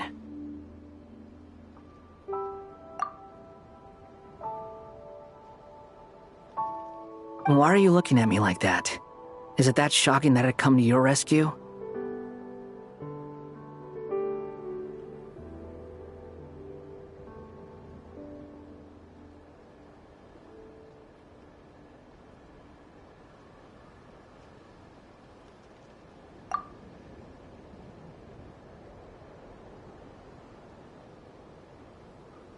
I owed you a favor back in Sumeru. Now we're even.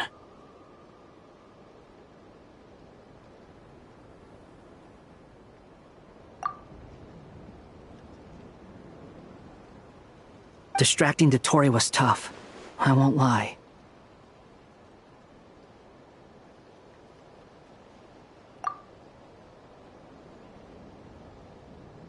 He's not gonna fall for the same trick twice. That was my one shot. I'd hoped to use it to take him out.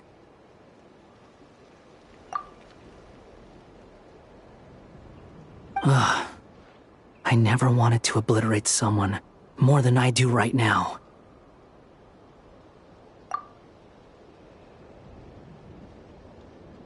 Dotori doesn't recognize me, but his segments were originally made based on an analysis of my operational principles. I expect it's only a matter of time before he figures out what I am.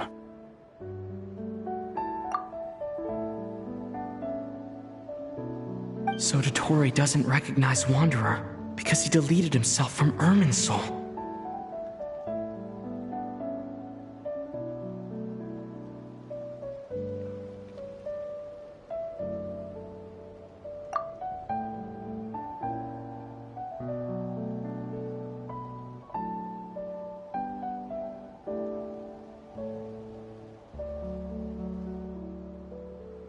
Did he really miss his only chance for revenge by saving me?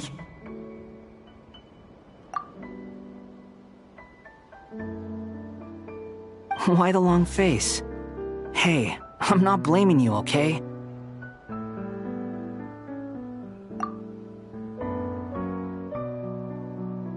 And I'm not complaining either. Rescuing you and killing Dottore are equally important goals.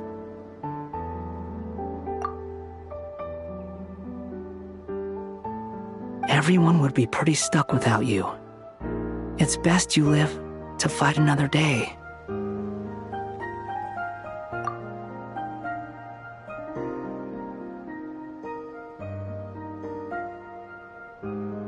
How are you holding up? Are you all right?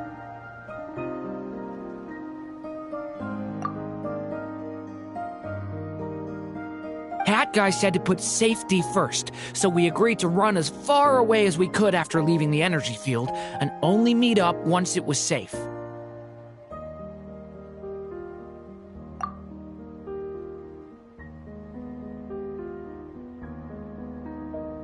You don't look injured. It seems that Dottore didn't do anything to you.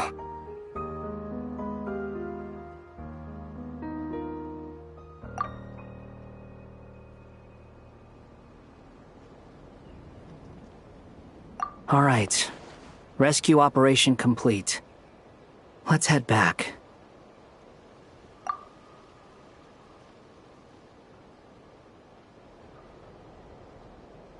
There's a lot more work to be done before this is over.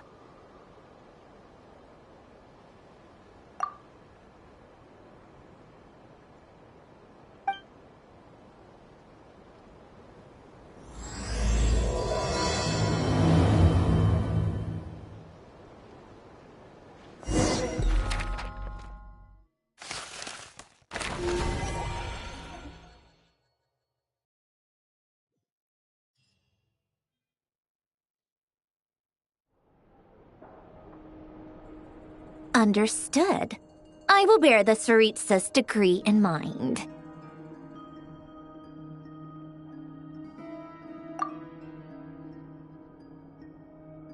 I don't see what's so awesome about it, though. Does he really think everyone else is as immature as him? I'm not stooping to Tartaglia's level.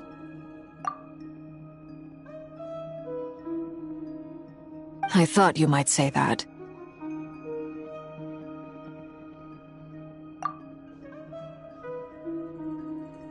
How's your progress?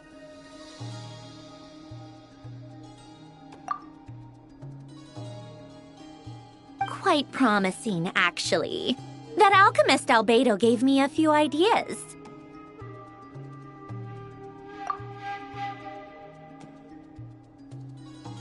Remember how I asked you to look up some files for me? That stuff on the Nord-Sitzenkreuz Institute. René de Petrichor and Jakob Ingold.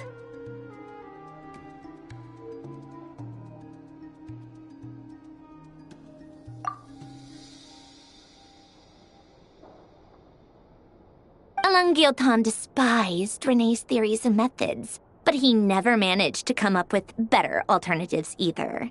So I adopted some of René's ideas.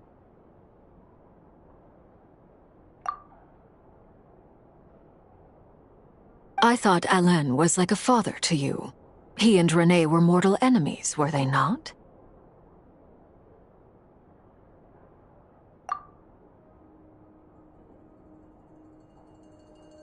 And what would you say if Linny and his friends one day learned something useful from someone you utterly detested?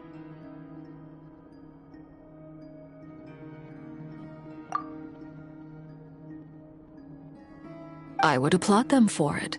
That would mean that they have surpassed me.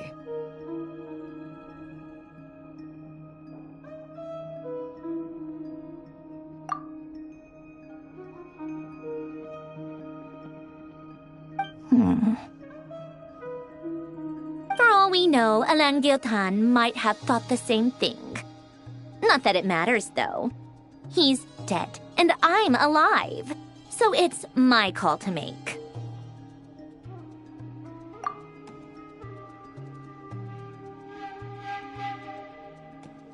Once you die, it doesn't matter how great you were in life. Only the living get to decide what happens next.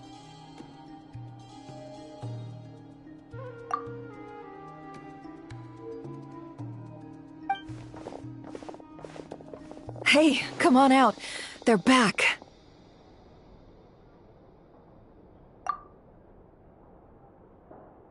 Huh?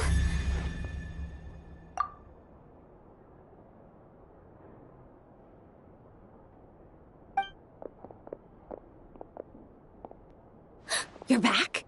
And your head's still screwed on? And you still have all your limbs?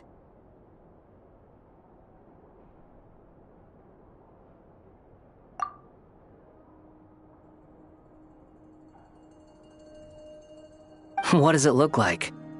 Way to keep your composure, madam.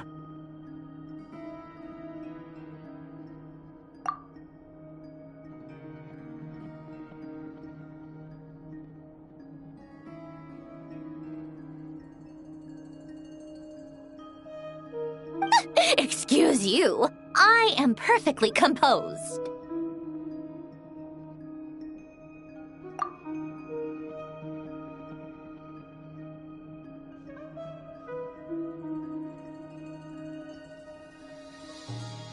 Glad you're okay.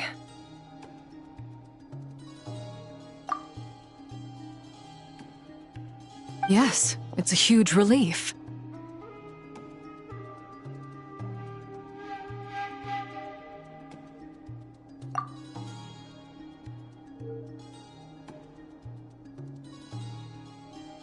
Worry? Oh, yeah, right. You think we, the Fatui, were worried about you.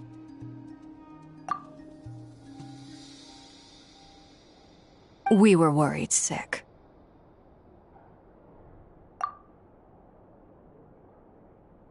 Hey!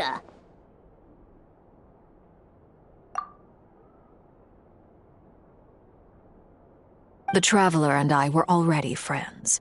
You are free to join this mission in whatever capacity you please, much like your tea parties.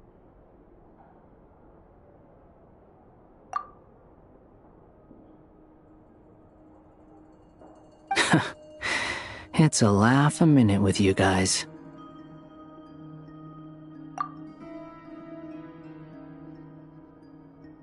I must say, I was quite surprised when Mr. Albedo told me he would need no additional aid.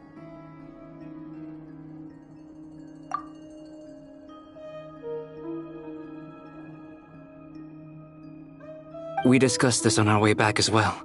I am rarely so unequivocal, but in this case, we had full confidence in Hat Guy.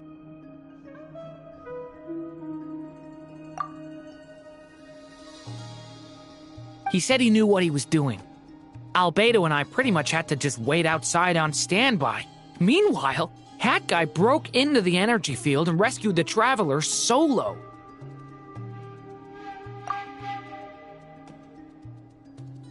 You didn't have to mention that.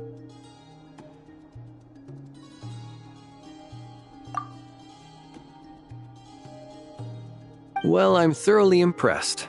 You are a force to be reckoned with, Hat Guy.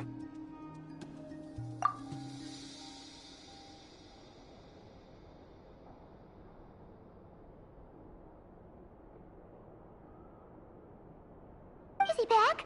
Is he really back?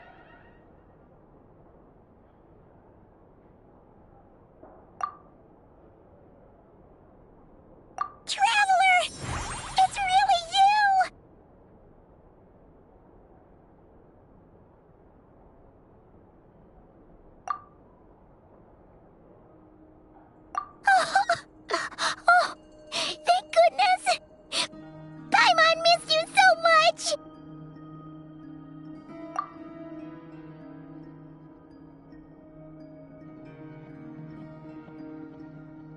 You can finally breathe easy, Paimon.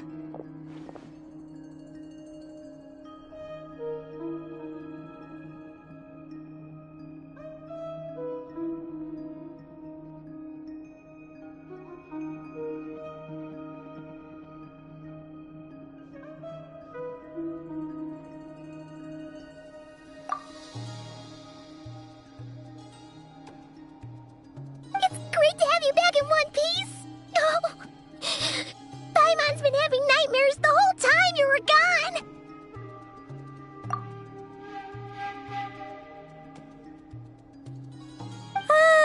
Look at them.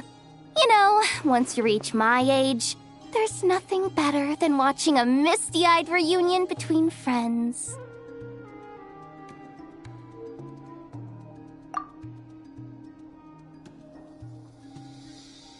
It's nothing. Same goes when you get to my age, too. I bet Ino and Anefa would be tearing up as well if they were here.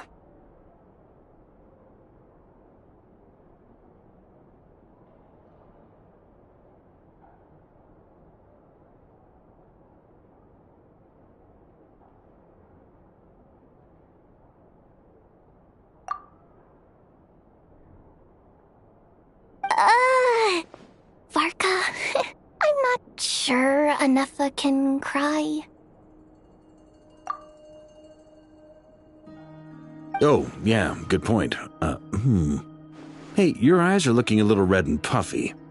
Come here, let's hug it out.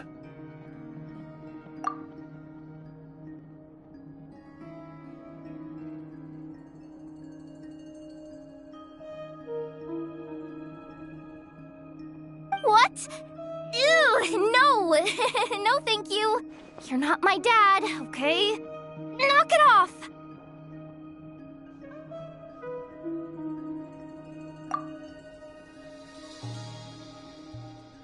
Everyone, I'm sorry for all the trouble I caused you. But the silver lining is, I didn't come away from this ordeal empty-handed.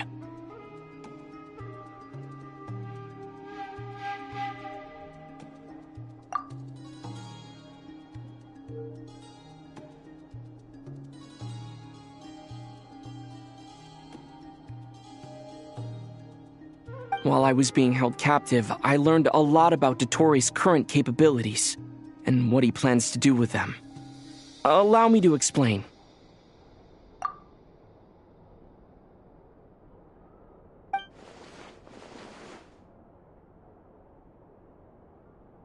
The three moon goddesses were even more powerful than we imagined.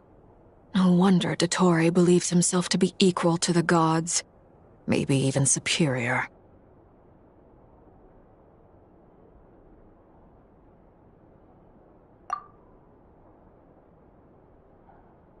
Utter blasphemy.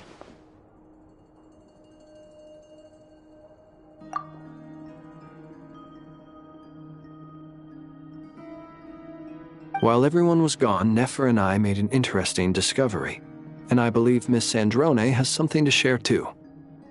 Ma'am, perhaps you could do the honors?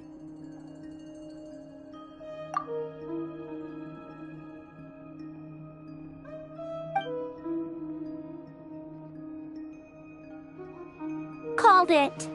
Getting rid of a pesky troublemaker like her is like trying to clean up after a crumbly cake. It always comes back to haunt you.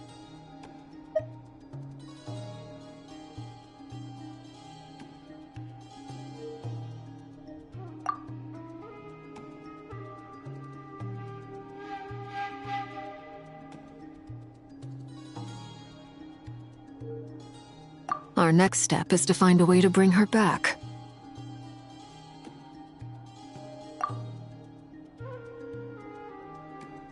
A place where time flows backwards, with no destination in sight. Surely it must have been created for a specific purpose. But I fear the answers are buried deep into Vat's history, held by great powers beyond our reach.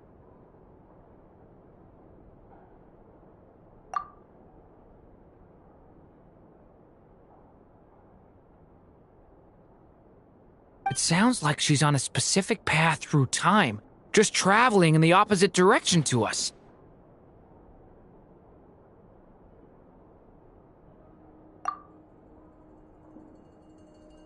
The question is, where does that path lead? Or will it keep going to infinity?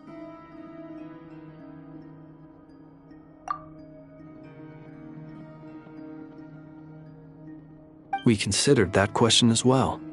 Strictly speaking, time is not infinite.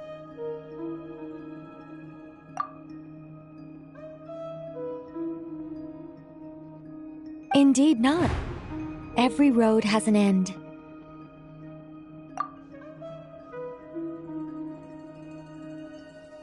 Nicole! You sure loved quietly sneaking in mid-conversation.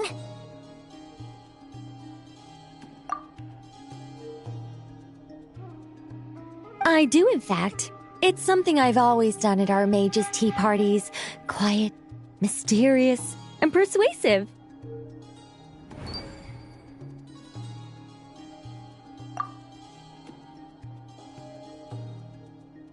You wonder what lies at the end of her road. Well, just as the world has a beginning and an end, so too does time. And so, the end of the road is the moment that Tevat was born.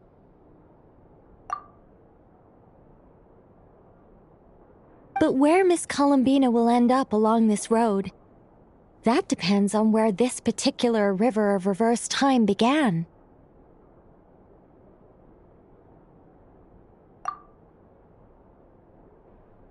What about the original moons and the moon goddesses? Do they have a beginning too? All things do.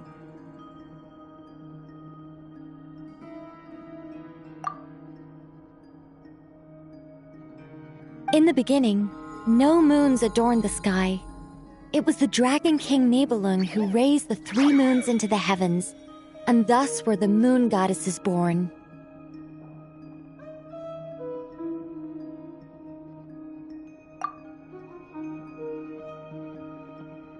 They were shadows of the planet, born to wield Nibelung's authority and oversee the world on his behalf. They were extensions of his will, manifestations of his majesty.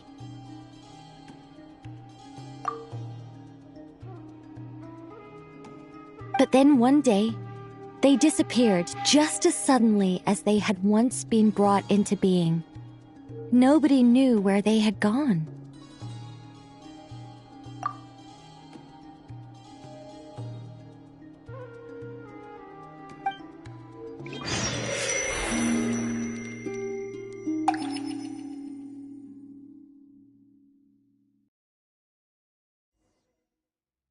Like I thought, no more paths back to reality have emerged since.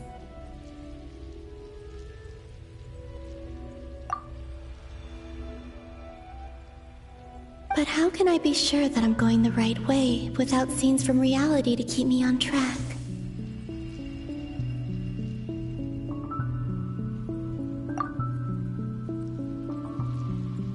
I can't even be sure of how long I've been walking for. The further I travel, the less stable this space becomes. There are even moments where I can sense something that feels like abyssal energy. They can just materialize out of thin air. I have to keep my wits about me.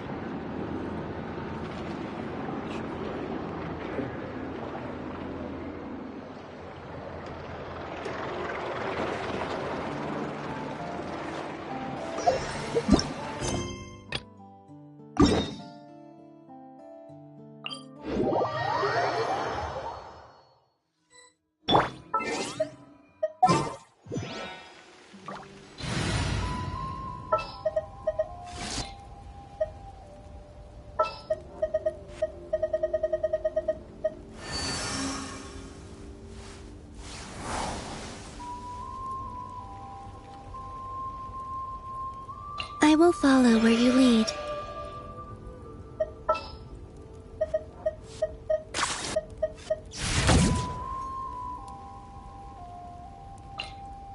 Woohoo! This is gonna be fun!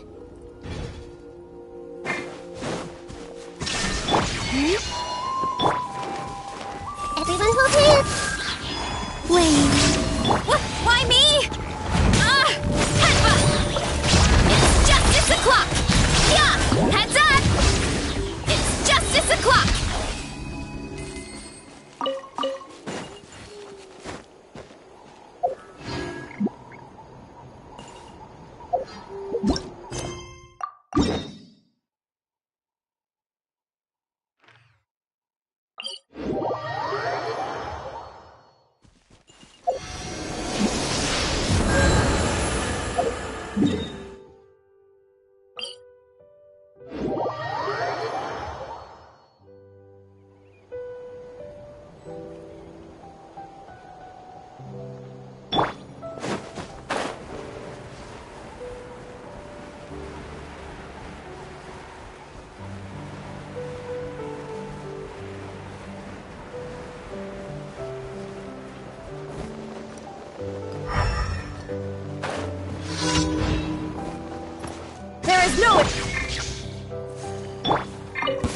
Let's hope you put up a good fight. Here comes another.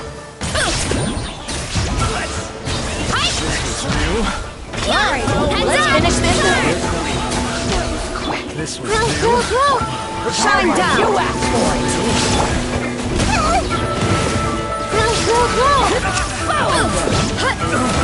It's justice o'clock! Yeah! Hero incoming!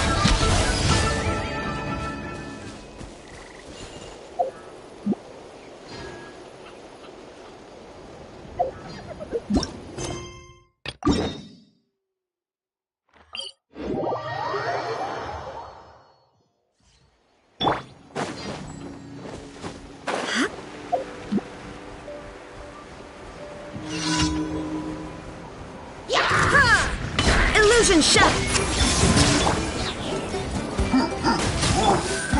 Ow, ow, ow! Running late again. Hero incoming! Hero incoming!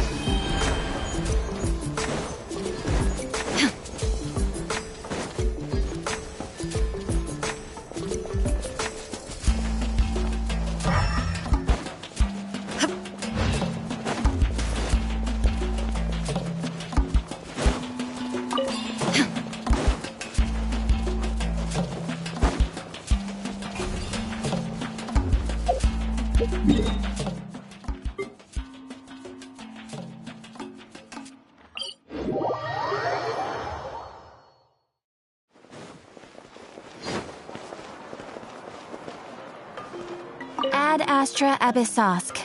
Welcome to the Adventurers Guild. Thank you for completing today's commissions. Here is your reward.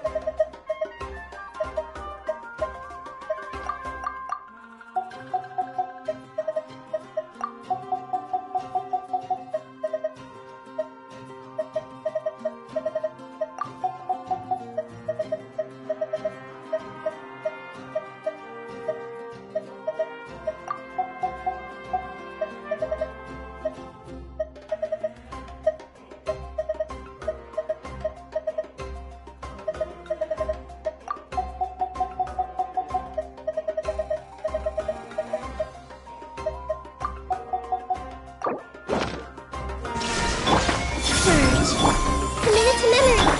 Headbutt! Look out below!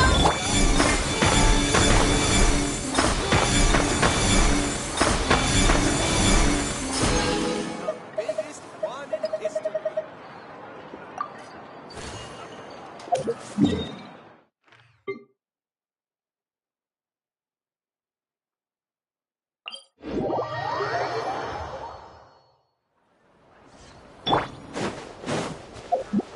There is no escape.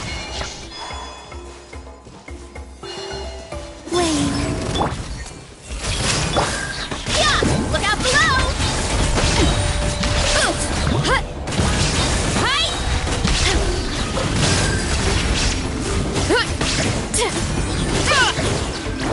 Up top!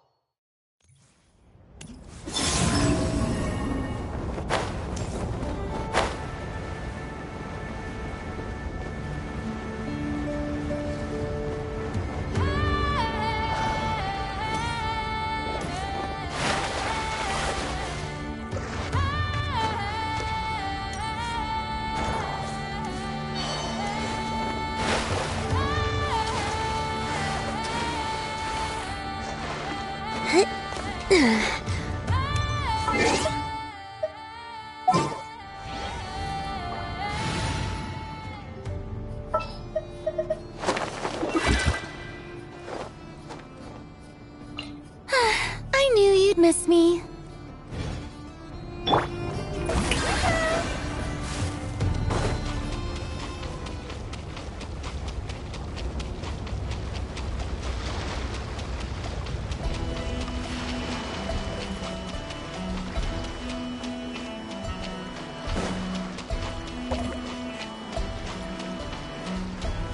Shower me with praise!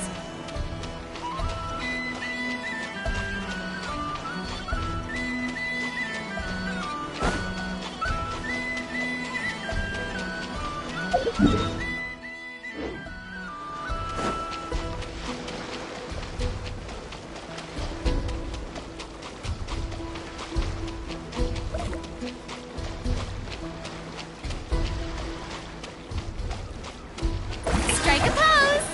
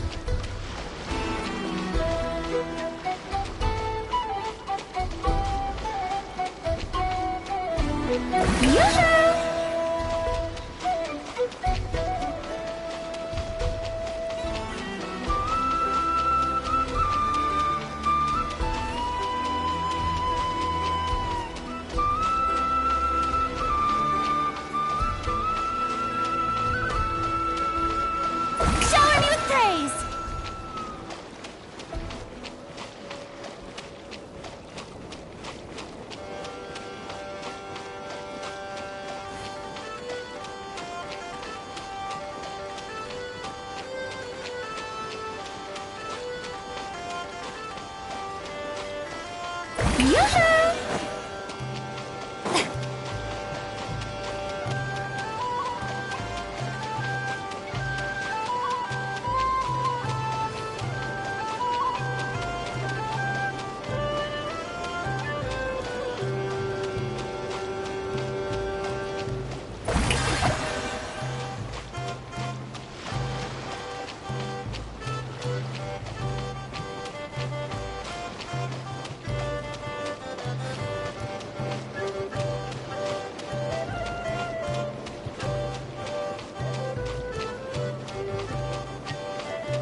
Strike a pose!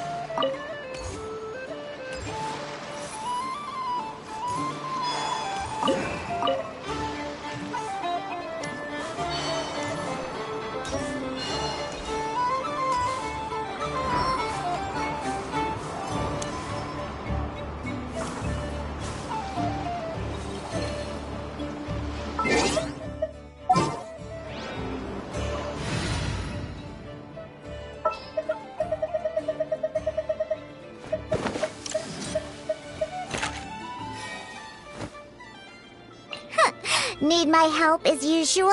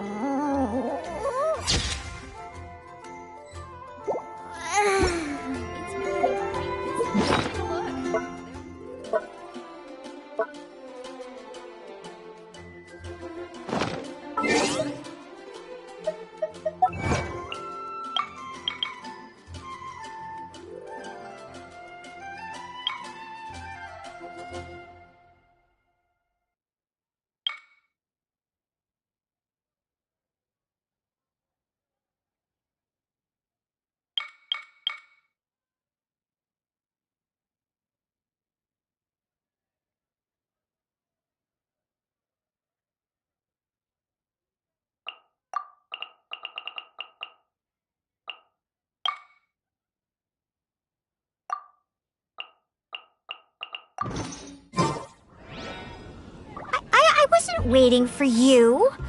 I just happened to be resting.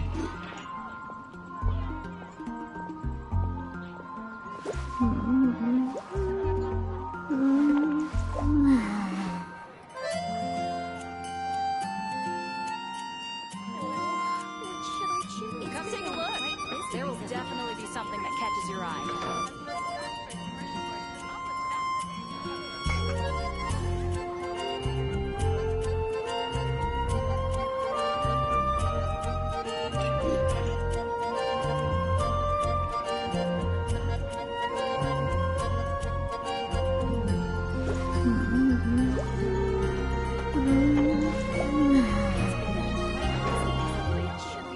Haven't you heard? There's a strange wanderer near Wolfendom.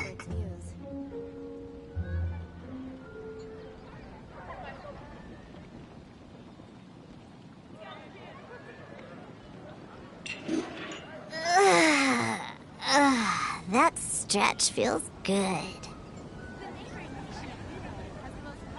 Today's recommendation is the steak.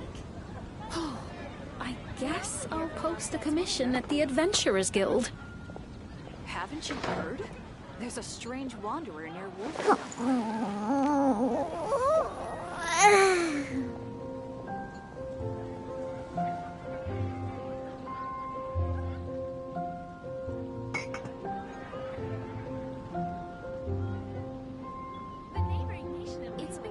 I wasn't waiting for you. I just happened to be resting. Which should I choose? You're also here for Mondstadt's wine, aren't you? Haven't you heard? There's a strange wanderer near Wolfendom.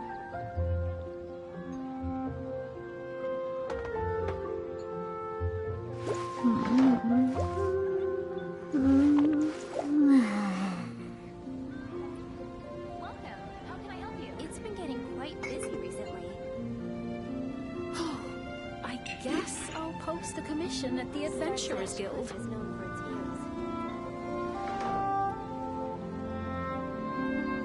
Haven't you heard? There's a strange wanderer near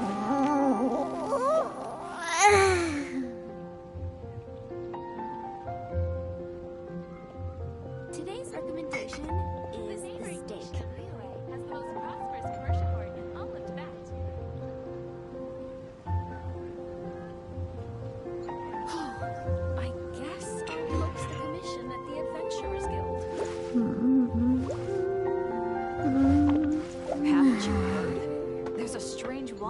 near wolfendom.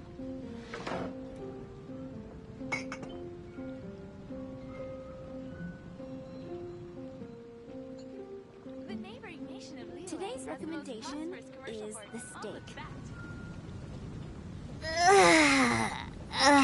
That stretch feels good.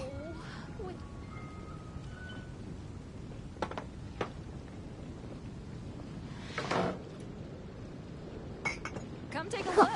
There will definitely be something that catches your eye. The neighboring nation of Liyue has the most prosperous commercial port in all of Tibet. It's been getting quite busy recently.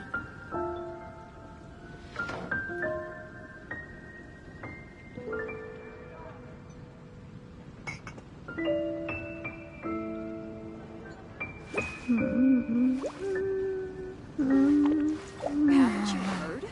There's a strange wanderer